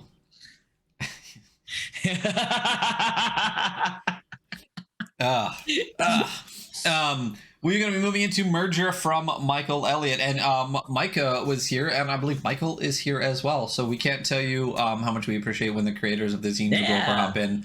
It's great to talk and like ask, questions if there's like a rules clarification or something like that. So we really appreciate you guys being here. So thank you for that. I chose Bastards, and Hunter chose Merger. So go for it. Yeah, Merger, a single-player macrocosmic corporate horror RPG. Oh, is this our first single-player game that we're doing on the podcast? No, we did 12 years. I guess. Yeah, I don't know why when I think 12 years, I always think 2 because I think I always plan to play with you when we do it because there's a 2-player option. But you're right, 12 years was the first like single-player because it's not a solo journaling; it's just single-player game. Yeah. Right, so this will be our second one. This might be our first solo journaling one though, because this is like it's not super journaling. It's not super journaling, but it's got we'll get into it. We'll get there. It's a game. So, hey, we're going over a single player game. Yeah. So a single player macrocosmic corporate horror, and let's just appreciate the cover done by Leah Mitchell, I believe. And it's just this dark corporate office with these fucking cosmic, unknowable, disgusting, grotesque horror on the outside. Very love it. Sets up a great start to this book. I really enjoyed this project, and we both backed this on Kickstarter. And I think it fits really well because we're I don't know where you are, listener, but we're both in the US, which if you want to find cosmic horror, like corporate cosmic horror, you can go anywhere here and find it. So it's really spoke to me. I mean, if the oligarchs are cosmic horrors, you know how unsurprised I'd be, Anyway, yeah, and I think we talked about this before. I love when we can. I think a couple of times maybe we've seen where we've not just done like the like we got the reward for it or something like that, but actually have like got a chance to back a project, get the project, and then go through the project on the podcast. So this is one of the times we get to do that, and it's really, really cool. Yeah. Stoked. All right. Let's get into it. Let's get into our welcome to the corporate body, which I'm I don't know. Are we looking at spreads today or are we not? Because I have got the guy behind me. So I'm not, but here's the guy right here. Here's the guy behind you. Your faceless corporate drone, just another part of the gigantic organism that is this capitalist company. But yeah, very cool. Good piece of art too, Yeah, it's great. It's a great piece of graphic design, absolutely. Yeah, it's a pretty good one. But yeah, welcome to the corporate body. Everyone thinks you are a headhunter, a fixer, an employee of the vast law firm Kane and Weaving. You solve difficult problems and attend to your company's various needs across different time zones and countries. Nothing on earth is more important than a corporation. There's nothing they cannot know, no hidden thing they cannot see, and not a single piece of this world that they cannot buy. I'm uncomfortable.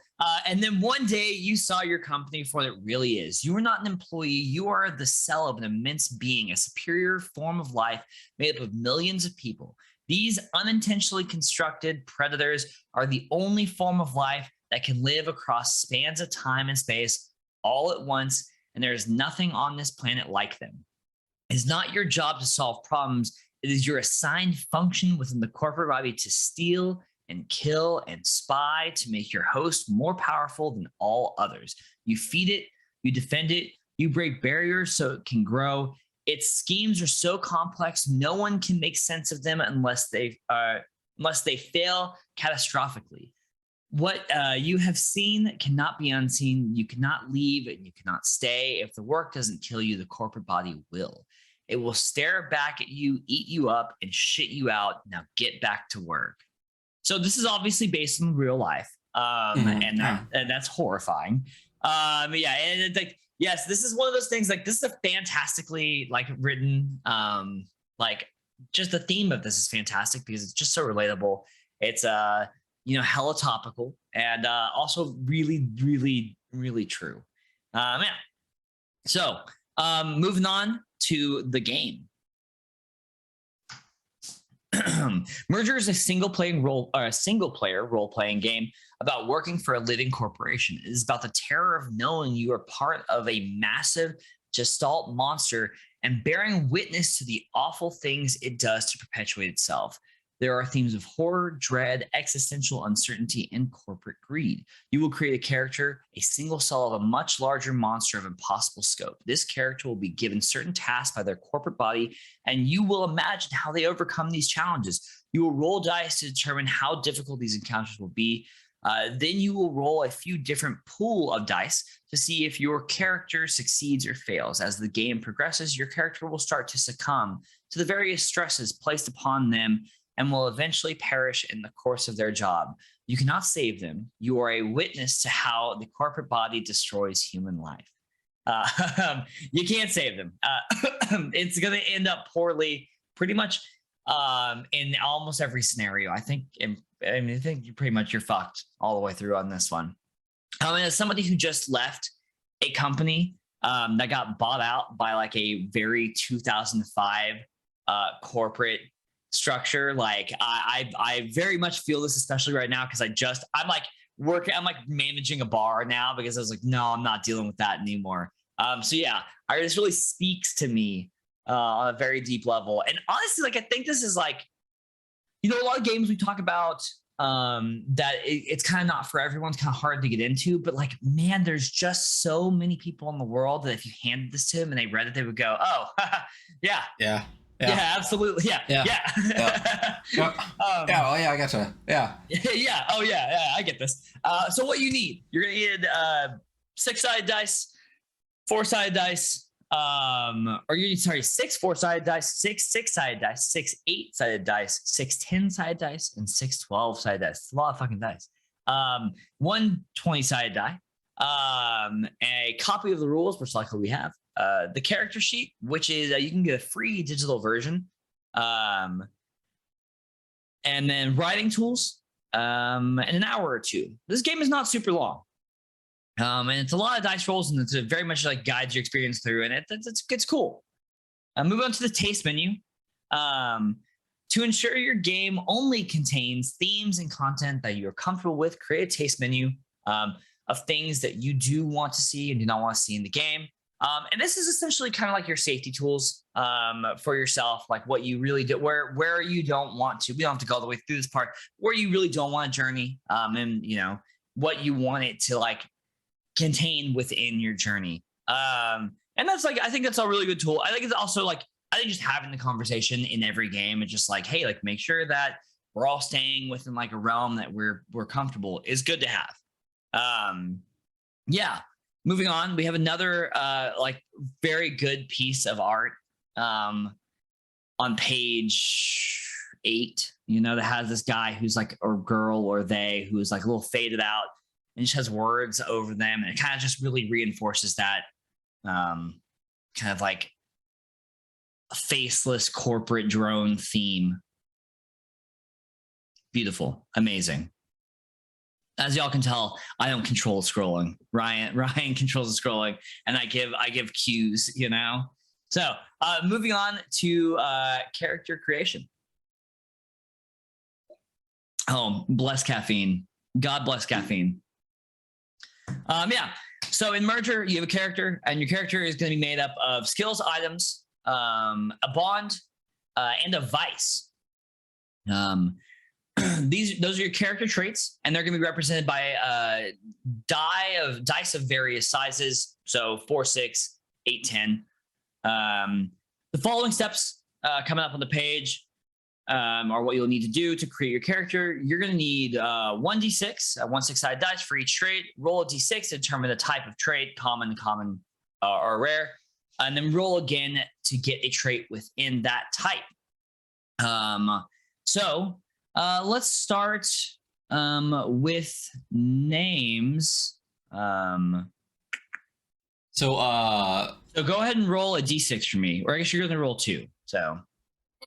Also,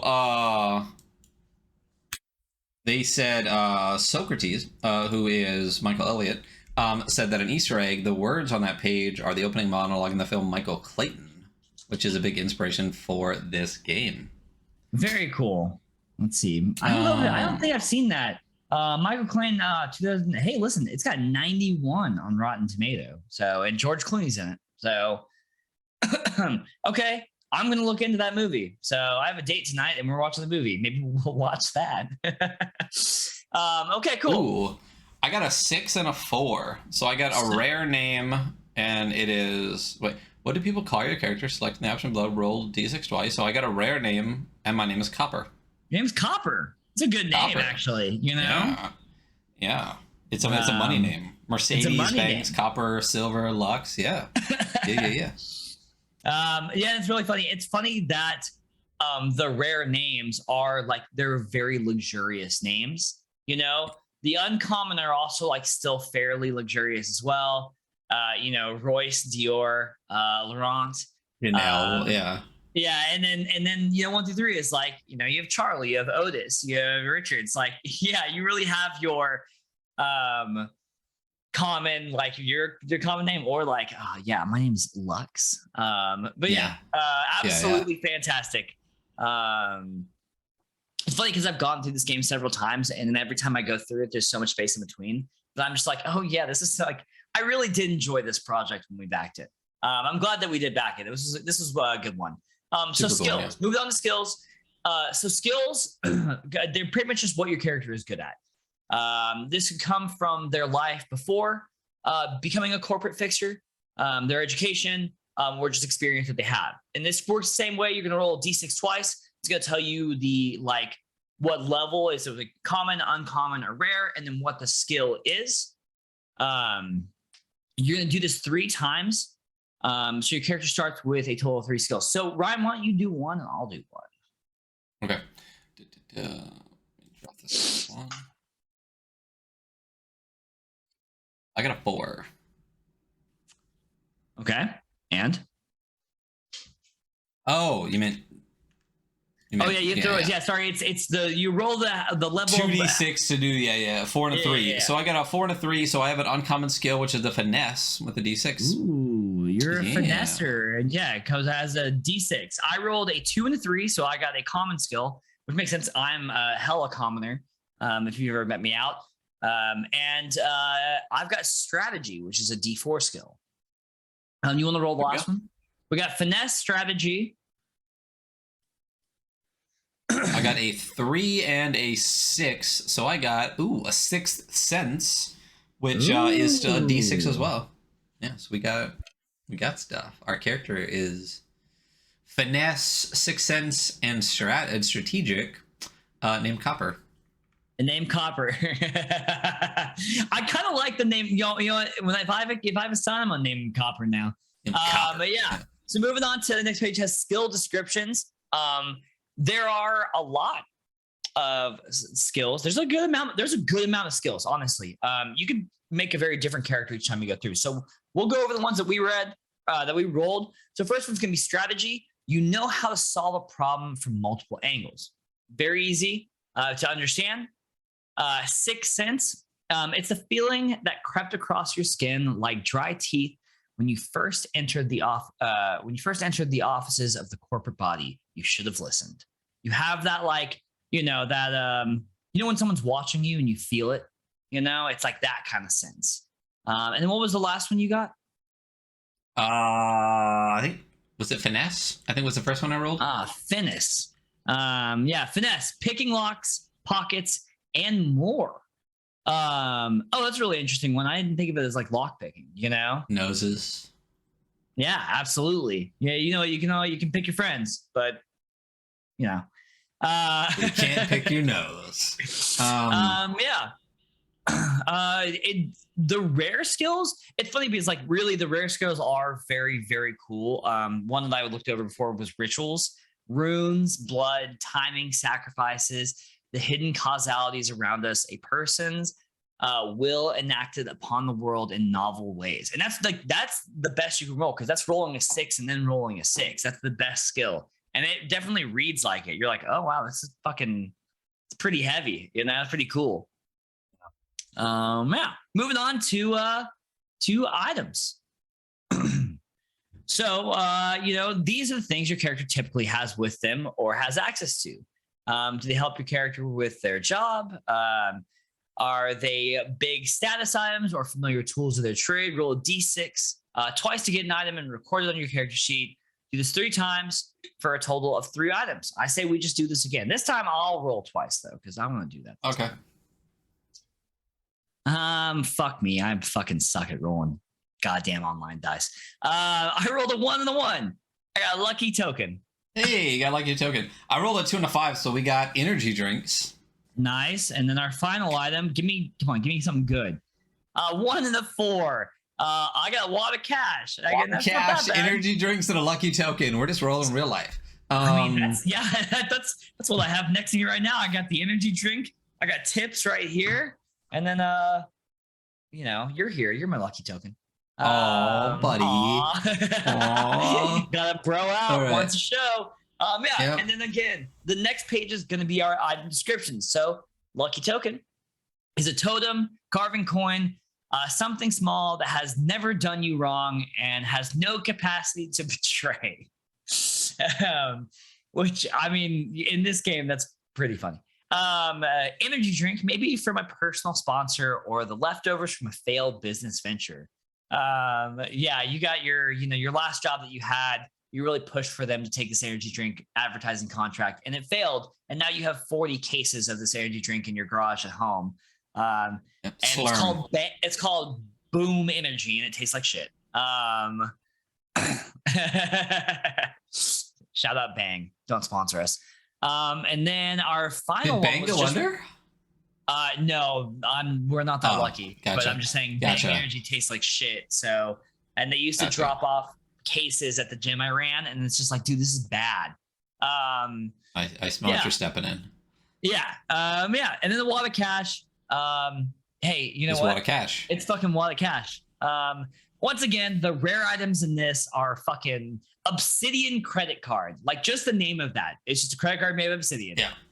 There's an upper limit somewhere. It's pretty fucking ritual dagger. When you touch it, you can see the veins and bones of the corporate body straining against concrete and carpet. Like, so cool. It's pretty fucking cool. Like, it admittedly is very cool. Yeah. And then moving on to bonds. So your bond is your character's connection to the corporate body that employs them. It's why they can't just leave or ignore what's happening. And it's possible that it might give you an edge. You're going to roll a d6 twice, like we did before. And I think you only get 1 bond. Yeah, so you get a total of 1 bond. You wanna give me your bond? Oh yeah, I forgot there wasn't like a rare on this one. Nope. I rolled a 6 and a 5, which is almost like the best you can do. But it's a vice. 6 and a 5 vice. I'll just go ahead and roll 1 too. Let's see. I'll roll fucking 2 more 1s apparently. Motherfucker. I rolled a 1 and a 4. Okay, so security. I mean, security's nice. Yeah, totally. Yeah. So we'll move on to the page that explains them, and then we'll look at a couple. Look at this piece of art here, though. It's just unsettling. Oh yeah, sorry, I didn't scroll all the way down. Oh yeah, the handshake with the one arm that has that mark on it. Yeah, it's bruising or blood it's just something. Unsettling. Yeah. If you've seen the spreads, it's like you can see the total, like the handshake, and one's a suited. We'll see it at the bottom of the devices. The bottom description. Is it a handshake or is he grabbing the wrist? I think it's a handshake because I see a finger roll over the bottom of the other person's wrist. So yeah, see that? Gotcha. Gotcha. But fucking shout out this. Yeah. So so you work in spreads. I work in pages. That's just I always work in spreads. Security. I mean, we have we get the full picture. Security. The corporate body is protecting you. Ooh, security is a good one. The corporate body is protecting you from someone or something. What is it? What does the protection look like? Do they field all your calls? Are they listening in? Do they have eyes on you at all time? What does security from a cosmic corporate horror look like? What was yours? I can't remember already. Vice. They provide an experience you can't find anywhere else. This doesn't have to be the same as your Vice, which we'll get to in a second, but it could be. I'm really addicted to VR, to high-end VR porn, and my corporate body is the only place that provides it for free. Moving on to Vices. Also, shout out this caffeine because we went to break. I'm gonna let y'all all know that I was dying a little bit, and I found this caffeine and chugged it. And shout out my Vice. Like the other things, we're gonna roll 2d6, and each character starts with one Vice. So we're gonna roll again. Okay, I didn't roll a 1 this time at least. What'd you get, Ryan? I got a 2 and a 4, so mine's violence. Nice. I got a 2 and a 2. So mine's sex and violence, baby. Yeah, absolutely. We're just rolling ourselves at this point, Yeah.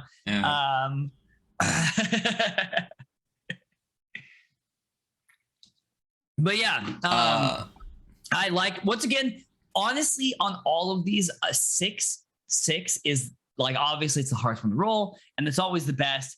But going to the Vice descriptions, listen, I know y'all know what sex is. I mean, at least I mildly hope if you listen to our show, you understand what sex is. Yeah. Of the concept. Because really, this is not a kid-appropriate show at any fucking point in time.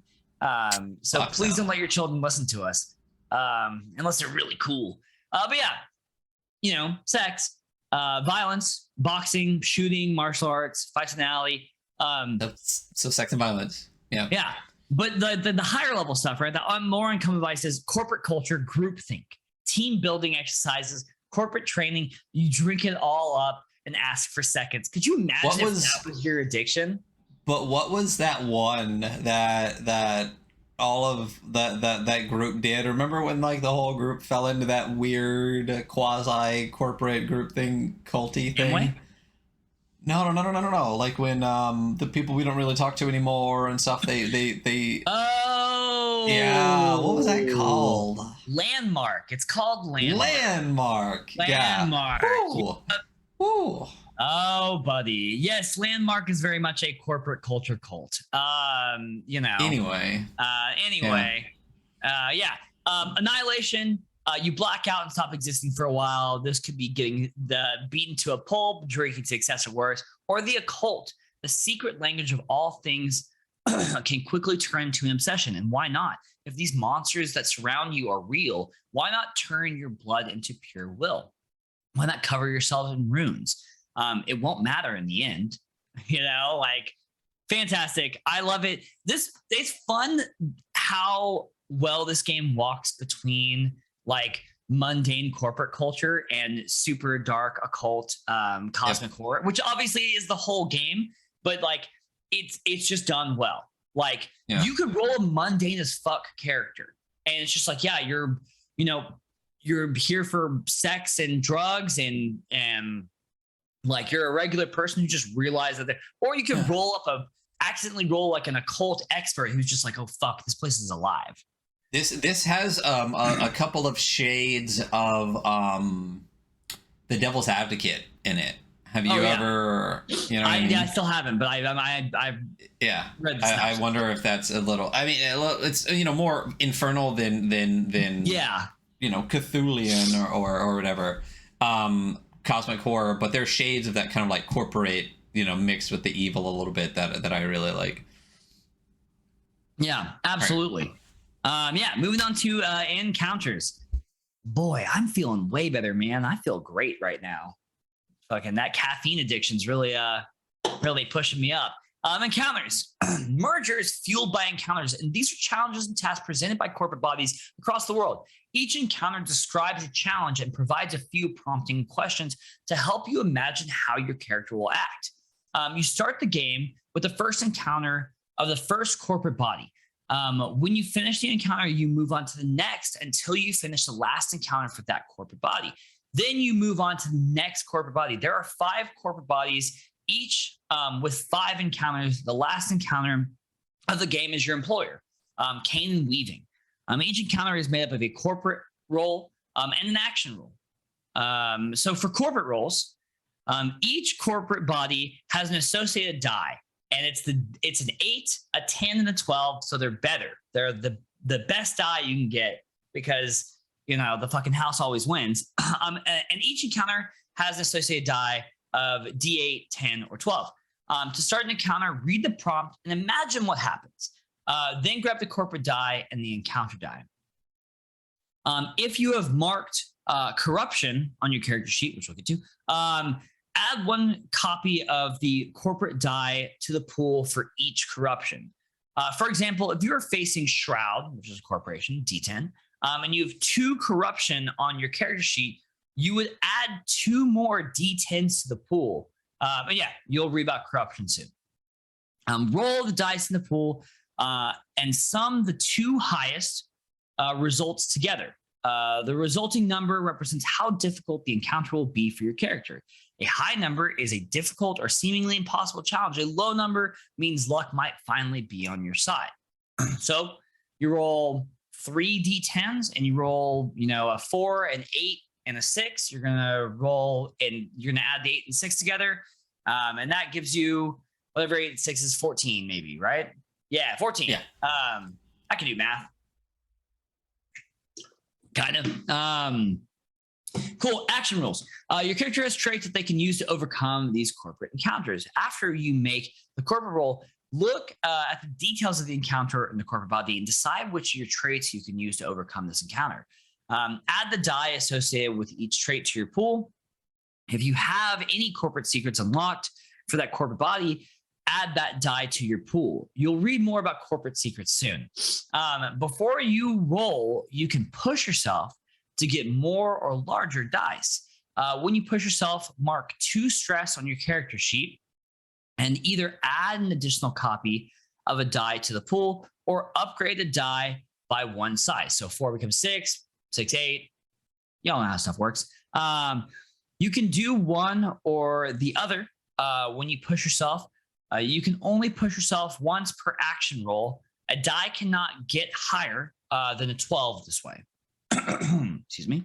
You may also sacrifice a trait. When you sacrifice a trait, your character breaks a bond, destroys or expends an item, or etc. When you sacrifice, you mark 2 stress, strike out the trait, and add 1 D20 to your pool. Ooh, if you already had that trait die in your pool, remove it. You can not use that trait again for the rest of the game. So choose wisely. You can literally wipe out parts of your personality straining against this corporate body. And that's amazingly on message. And that's a really good, and you get a D20. So it's the highest level die. So in combating these corporations, which are going to have these die pools that potentially outweigh yours heavily, you can just erase part of yourself in the struggle against this corporation. And I fucking hate how on point that is. I really, I a little bit resent reading this because it's so good and it's causing me to lose more hair. It's a joke because there's none more to lose. But when your pool is ready to roll, When your pool is ready, roll your dice and sum the two highest results together. So it's your two highest versus their two highest. If the result of the action roll doubles the result of the corporate roll or more, that's a success. Your character overcomes the encounter and gets several benefits. If the result is higher than or equal to, that's a mixed success. Your character overcomes the encounter, but they get only one benefit and suffer a consequence. If the result of your action is less, that's a failure. And they're going to suffer several consequences. I really like this. And it does seem like it's a little balanced in the favor of the corporation, which, absolutely. Which just a bit. But I think that's like what's fun about this. Like, this is definitely kind of a bleak, like solo journaling-esque game. And you get to talk about this person, and like it says in the opening, like this person's not going to survive this, and progressively as you stack up consequences and you there's 5 fucking corporate bodies, like the further and deeper in you get, the worse it gets for your character and the worse they're going to come out. Just like capitalism, baby. So consequences, because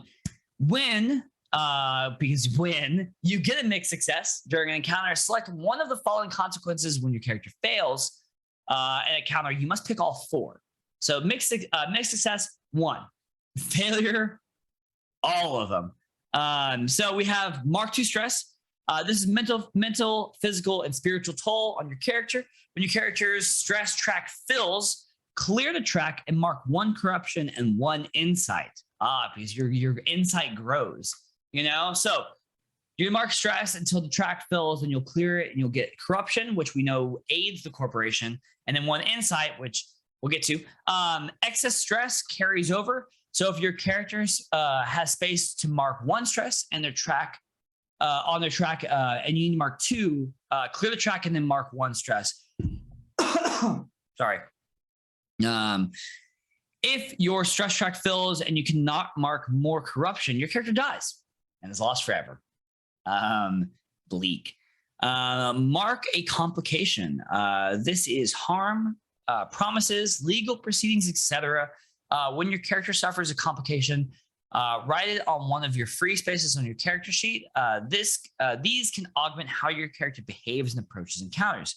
Your character can suffer 5 complications. If you would mark a 6, your character dies. Examples: broken bones, being sued, bruised, being cynical, paranoid, depressed, anxious, shot, both internal and external things that might make navigating this corporate hellscape more difficult. Decrease a trait. This represents your character's trait breaking down. This could be an item degrading or being expended, atrophying skills, or relationships under pressure. When you decrease a trait, you're basically just going to lower the die size down by 1. So whatever you have, it's just not going to be as good anymore. And then the final ones, repeat the encounter. Sometimes you're going to fail and fail. And so you repeat the encounter. So if you have a failed encounter, if you have a full failure, not mixed as a failure, you're going to repeat the encounter. Do it again. Which means that, like, if you get a mixed success, you're still going to have another bad thing happen to you. So my advice is that when you start this game and you make your character someone who you do not care about what happens to them. Don't make your character a version of yourself that you're going to be real invested in. Because this fucker is going down at least fairly quickly. The benefits. So, right, when you get mixed success, you get to select one of these. And then if you get full success, you get all 4. So you have clear all stress, which is exactly what it sounds like. All stress is going to be cleared from your stress track, which would suck if you already, if you only have 1 stress, you got a mixed success. Clear a complication. Character has time to recover from their wounds or address other conditions. You just get to erase 1 complication. Increase a trait. So it's knocking a die size up by 1. And then corporate secrets. Each corporate body has 4 secrets that can help your character get an edge against them. These are represented by a D4, D6, D8, and D10. When you first take this benefit, circle the D4 under the corporate secret on your character sheet. Each time you pick this benefit, increase the die size. You add this die to your action rolls against the specific corporate body. The corporate secret die cannot be higher than the D10. So as you go through your 5 encounters with this corporation, like you can build up secrets by getting successes or even like a mixed success that will help you on the next encounter. Which, yeah, fantastic. Which you're going to need, like, really bad. You are fucking going to absolutely need it. This game is like, you're going to get your ass beat. Like, you're just going to get your fucking ass beat. Your character's going to end up, like, mentally broken, sitting in a stairwell and crying because they cannot find the original copy of their TPS reports. You know, like... and the game mechanics are based on Blades in the Dark, I guess. So we at some point we do need to read... It is on our list of to go over as Blades in the Dark. We really, it's crazy that we haven't already, honestly. It is a slightly larger book in the context of what we go over. So that's one of those ones that's like borderline. Do we do 2 episodes or not? And I think that's one of the reasons, like that, Black Hack, White Hack, they're all like a little dense and a little bigger than a Perfect Bound. Little girthy, you know? Little, just a bit of girth on it. Yeah. Anyway. So we have an encounter summary, and this is like more or less your, like, I mean, this is just like the step-by-step how to play. So we just read through all this stuff, and it's like there's a lot going on, and it explains concepts to you. And then this is just the step-by-step. Here's what things are. So encounter summary, you're going to read the encounter and then imagine the scene. You're going to make the corporate die roll +1 die, 1 for each for the encounter, for the corporate body, and then +1 additional corporate body die for each corruption that your character has. These are your corrupt fucker, and they'll use that shit against you. Make the corporate roll, roll a dice, sum the 2 highest results together, and determine the difficulty of the encounter. Okay. 4 is you're going to imagine your approach. So you're going to think about how Copper, the finessing, pickpocketing, guy with a lucky token and a lot of cash is going to, and a sex and violence issue is going to deal with this, right?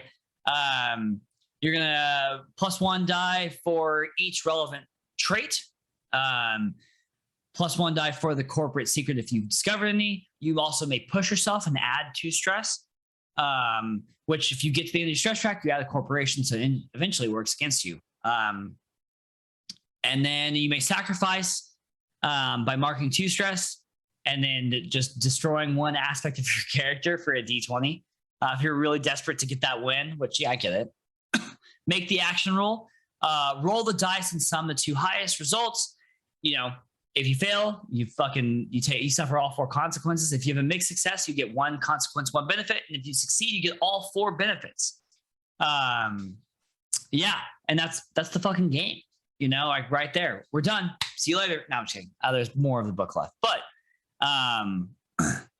it's honestly, actually, it's pretty much the game, because after this, I think, is the corporations and the encounters, which we'll go over a couple, but we won't go all the way through because we don't like to read all the way through the adventure, the actual playing part. Buy the book. Because buy the fucking book. We bought the book. We backed on Kickstarter. And that's why I'm always broke. No. So corruption. When you fill the character stress track, erase the track and mark 1 corruption and 1 insight.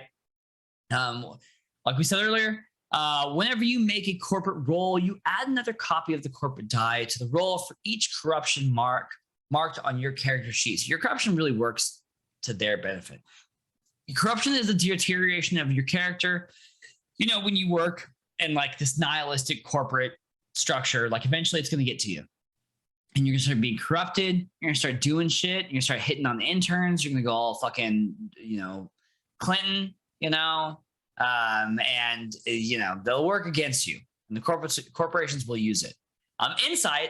Insights are revelations your character has received as a result of their experiences. You can pick any insight that your character does not currently have, and that insight takes effect immediately. Lucky, when you have this insight, If you get the same result on any dice during an action roll, you may re-roll one of the dice and add it to your action roll result. For example, if you get a 1 on a D6 and a 1 on a D4, you may re-roll the D6, or the D4, but why the hell would you roll the D4? And add the sum to your action roll. Very useful.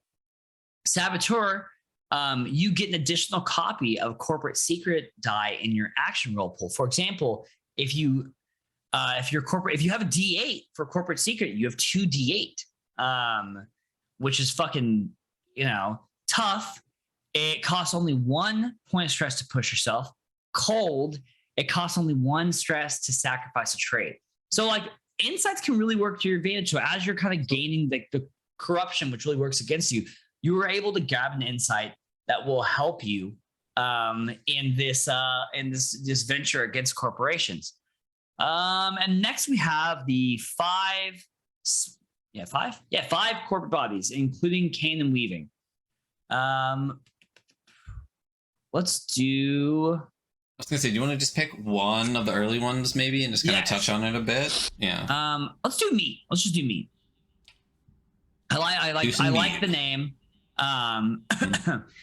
It's a good name. So meat's the first company that you are the corporate body that you're going against. It is a D8 corporate body. Pioneers in patent medicines, unethical experimentations, and drug price fixing. Meat has a history of buying smaller pharmacies, drug companies, and other minor corporate bodies and merging them into their esoteric schemes. Several essential life-saving medications are provided exclusively through their various subsidiaries. Meat has hired cane and weaving and your character to cover up some controversial business decisions. Little do they know, cane and weaving will use these secrets to secure their own merger with Meat. So, damn. Yeah. So corporate secrets, right? Your first corporate secret that you discover, employees are fired to cover up unethical behavior. So a minor secret, right? That happens, right? As you go up to your 6, human beings are used as unknowing test subjects. Slightly worse. 8, managers sell drugs and medicine under the table. And then 10, the highest level of corporate secret die. Some managers know they serve a corporate body. They are aware of this fucking horrifying corporate being that they I cannot tell you, dude, that I love this game. Like, yeah, it's so good. I think it's very clever. It's very bleak in like a very enjoyable way, and it's just like it's a little close to home, but it's good. It's definitely on the list of stuff to play. We've been talking about doing some solo and duo AP stuff, and this is absolutely near the top of the list of the solo runs that we should absolutely do. But yeah, there's parts of it where I'm like, man, like, yeah, sometimes you play a game to escape, and this is not escaping. This is like this is exacerbating and exponentially, like, making like, yeah. Anyway, you know what we're saying. I manage a bar and I got facial piercing now, so I'm not going to talk about my job on stream. You're fucked. Encounters. So we have the 5 encounters with their 5 die sizes. Obviously starts at an 8, goes up to a 10 after the third, and then up to a 12 on the final one. The first encounter, our employees are planning to unionize. Will you help organize the workers or destabilize their efforts in effect to try to weaken Meat? The next encounter is going to be the corporate body is being sued by a government. Will you help defend them or leak their secrets? The next encounter, a corporate officer has been embezzling funds. Will you make them disappear or take advantage of the scam? The next, a secret group of researchers are trying to extract fluids from the company's monstrous body because the actual building is the body. And then the final one, your employer wishes to merge with this company. Does your character help or stay out of the way? Interesting. Yeah, so I like this dichotomy in choices. Yeah, and how would Copper deal with this? Yeah, we don't even fucking know. I mean, he's down for sex and violence. Absolutely. How much are they trying to destabilize the corporation versus help Kane and Weaving, which is the corporation that your character works for. So we're going to skip down to the ending of the game. Well, if you want to read the rest of the companies, buy the fucking book. Buy the book. Buy the book. We're big proponents of buy the book. Buy the fucking book. But yeah.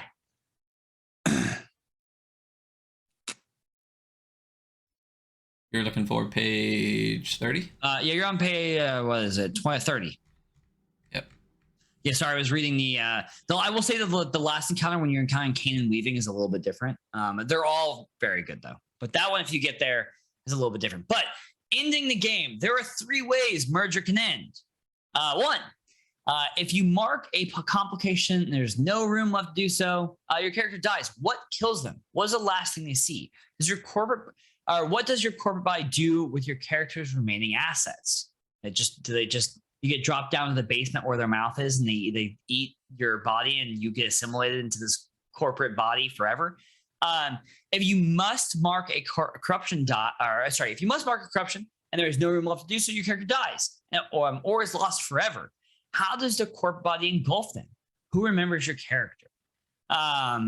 If you successfully pass the final encounter of Kane and Weaving, your character lives. What do they do?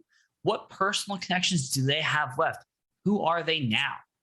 I would love to know in playtesting how many times someone actually got succeeded all the way through and survived, because I feel like it's none.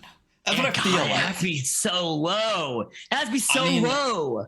It's got to be so low. Like we talked about in 12 years, Max said that in the highest tier of difficulty, no one has ever beaten the Lich King. And I'd be curious if anyone's ever actually gotten all the way through and actually successfully beat Kane and Weaving. Statistically, I just can't imagine the rolls staying in your favor for that long. I mean, because you do every encounter before you move on, right? And sometimes you have to repeat it. So you're going through 25 encounters before you get there. And between pushing and stress and sacrificing traits and things like that, I mean, the numbers are against you, man, which, again, makes perfect fucking sense. Makes perfect sense of this game. I mean, we often, talk about, difficulty in games and, there's stuff like Viking Death Squad where it's really hard for you to die because you're this epic hero. And there's other stuff that it is supposed to be super brutal because that's the game. And this game is supposed to be brutal. And I think it's good. I think it's really good. Very clever, very inspired, and it's super relatable to all of us, So the creator said not many survived, and when they did, they had sacrificed almost every trait to do so. So you survive, but one of the things they ask in the very last one is who are you now? And it's you're no one anymore. You've wiped all individuality. You don't have a fucking name anymore. You barely exist. You sacrifice everything. Yeah.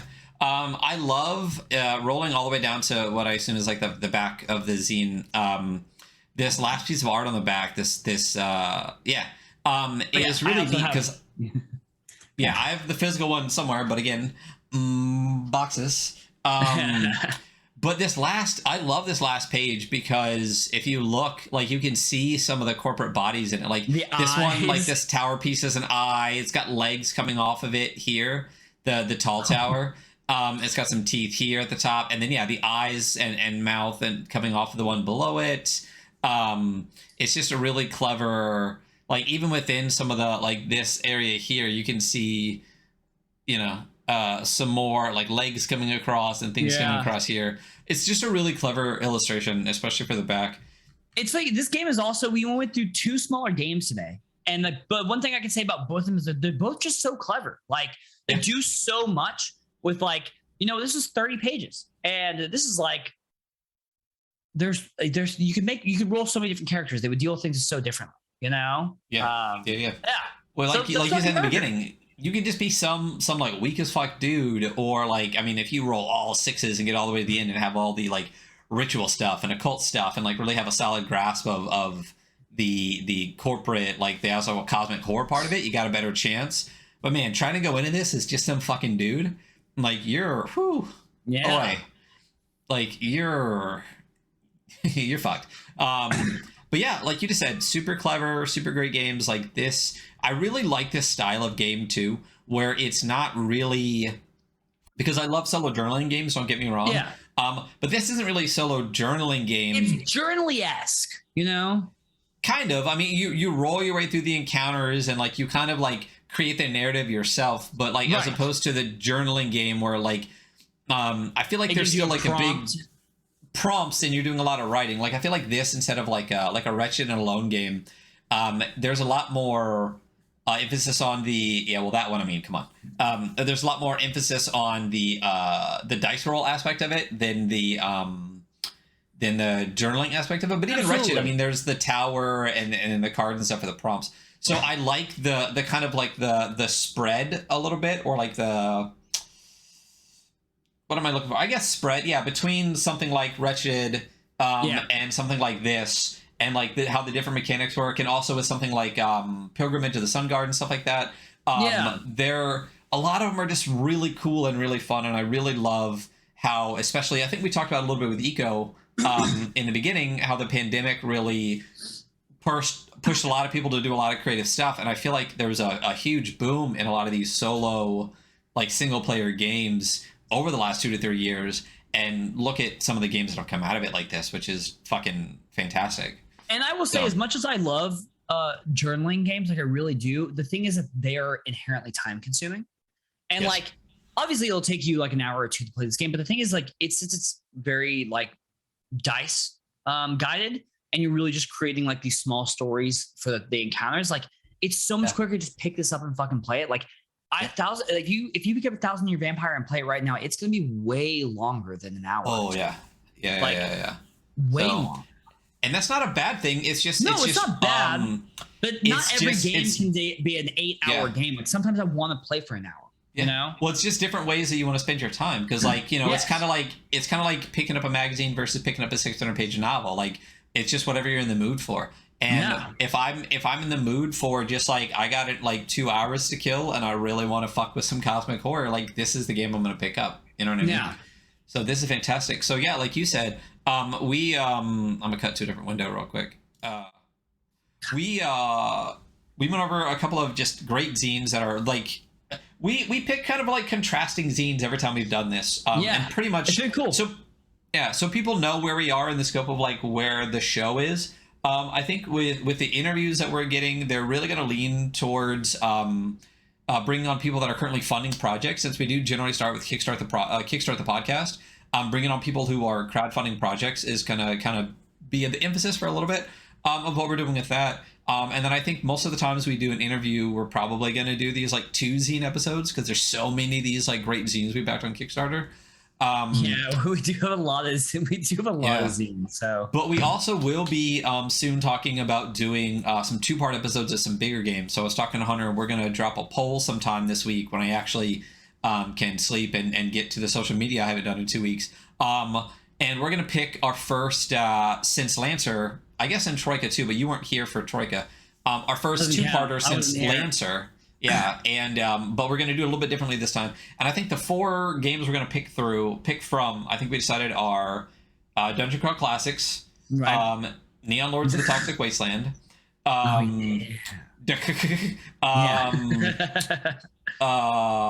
fuck, what else did I say? In our chat. Why hack? No, it wasn't it. I don't know. I mean, that's definitely on the list. Old School Essentials and Mazes. So Dungeon Crawl Classic, Neon Lords, Old School Essentials, and Mazes. We're going to drop a poll on our Twitter sometime towards the end of next week. Because we already have a plan for what we're going to do next week. We're not going to announce it just in case plans change. But we'll announce it sometime this week.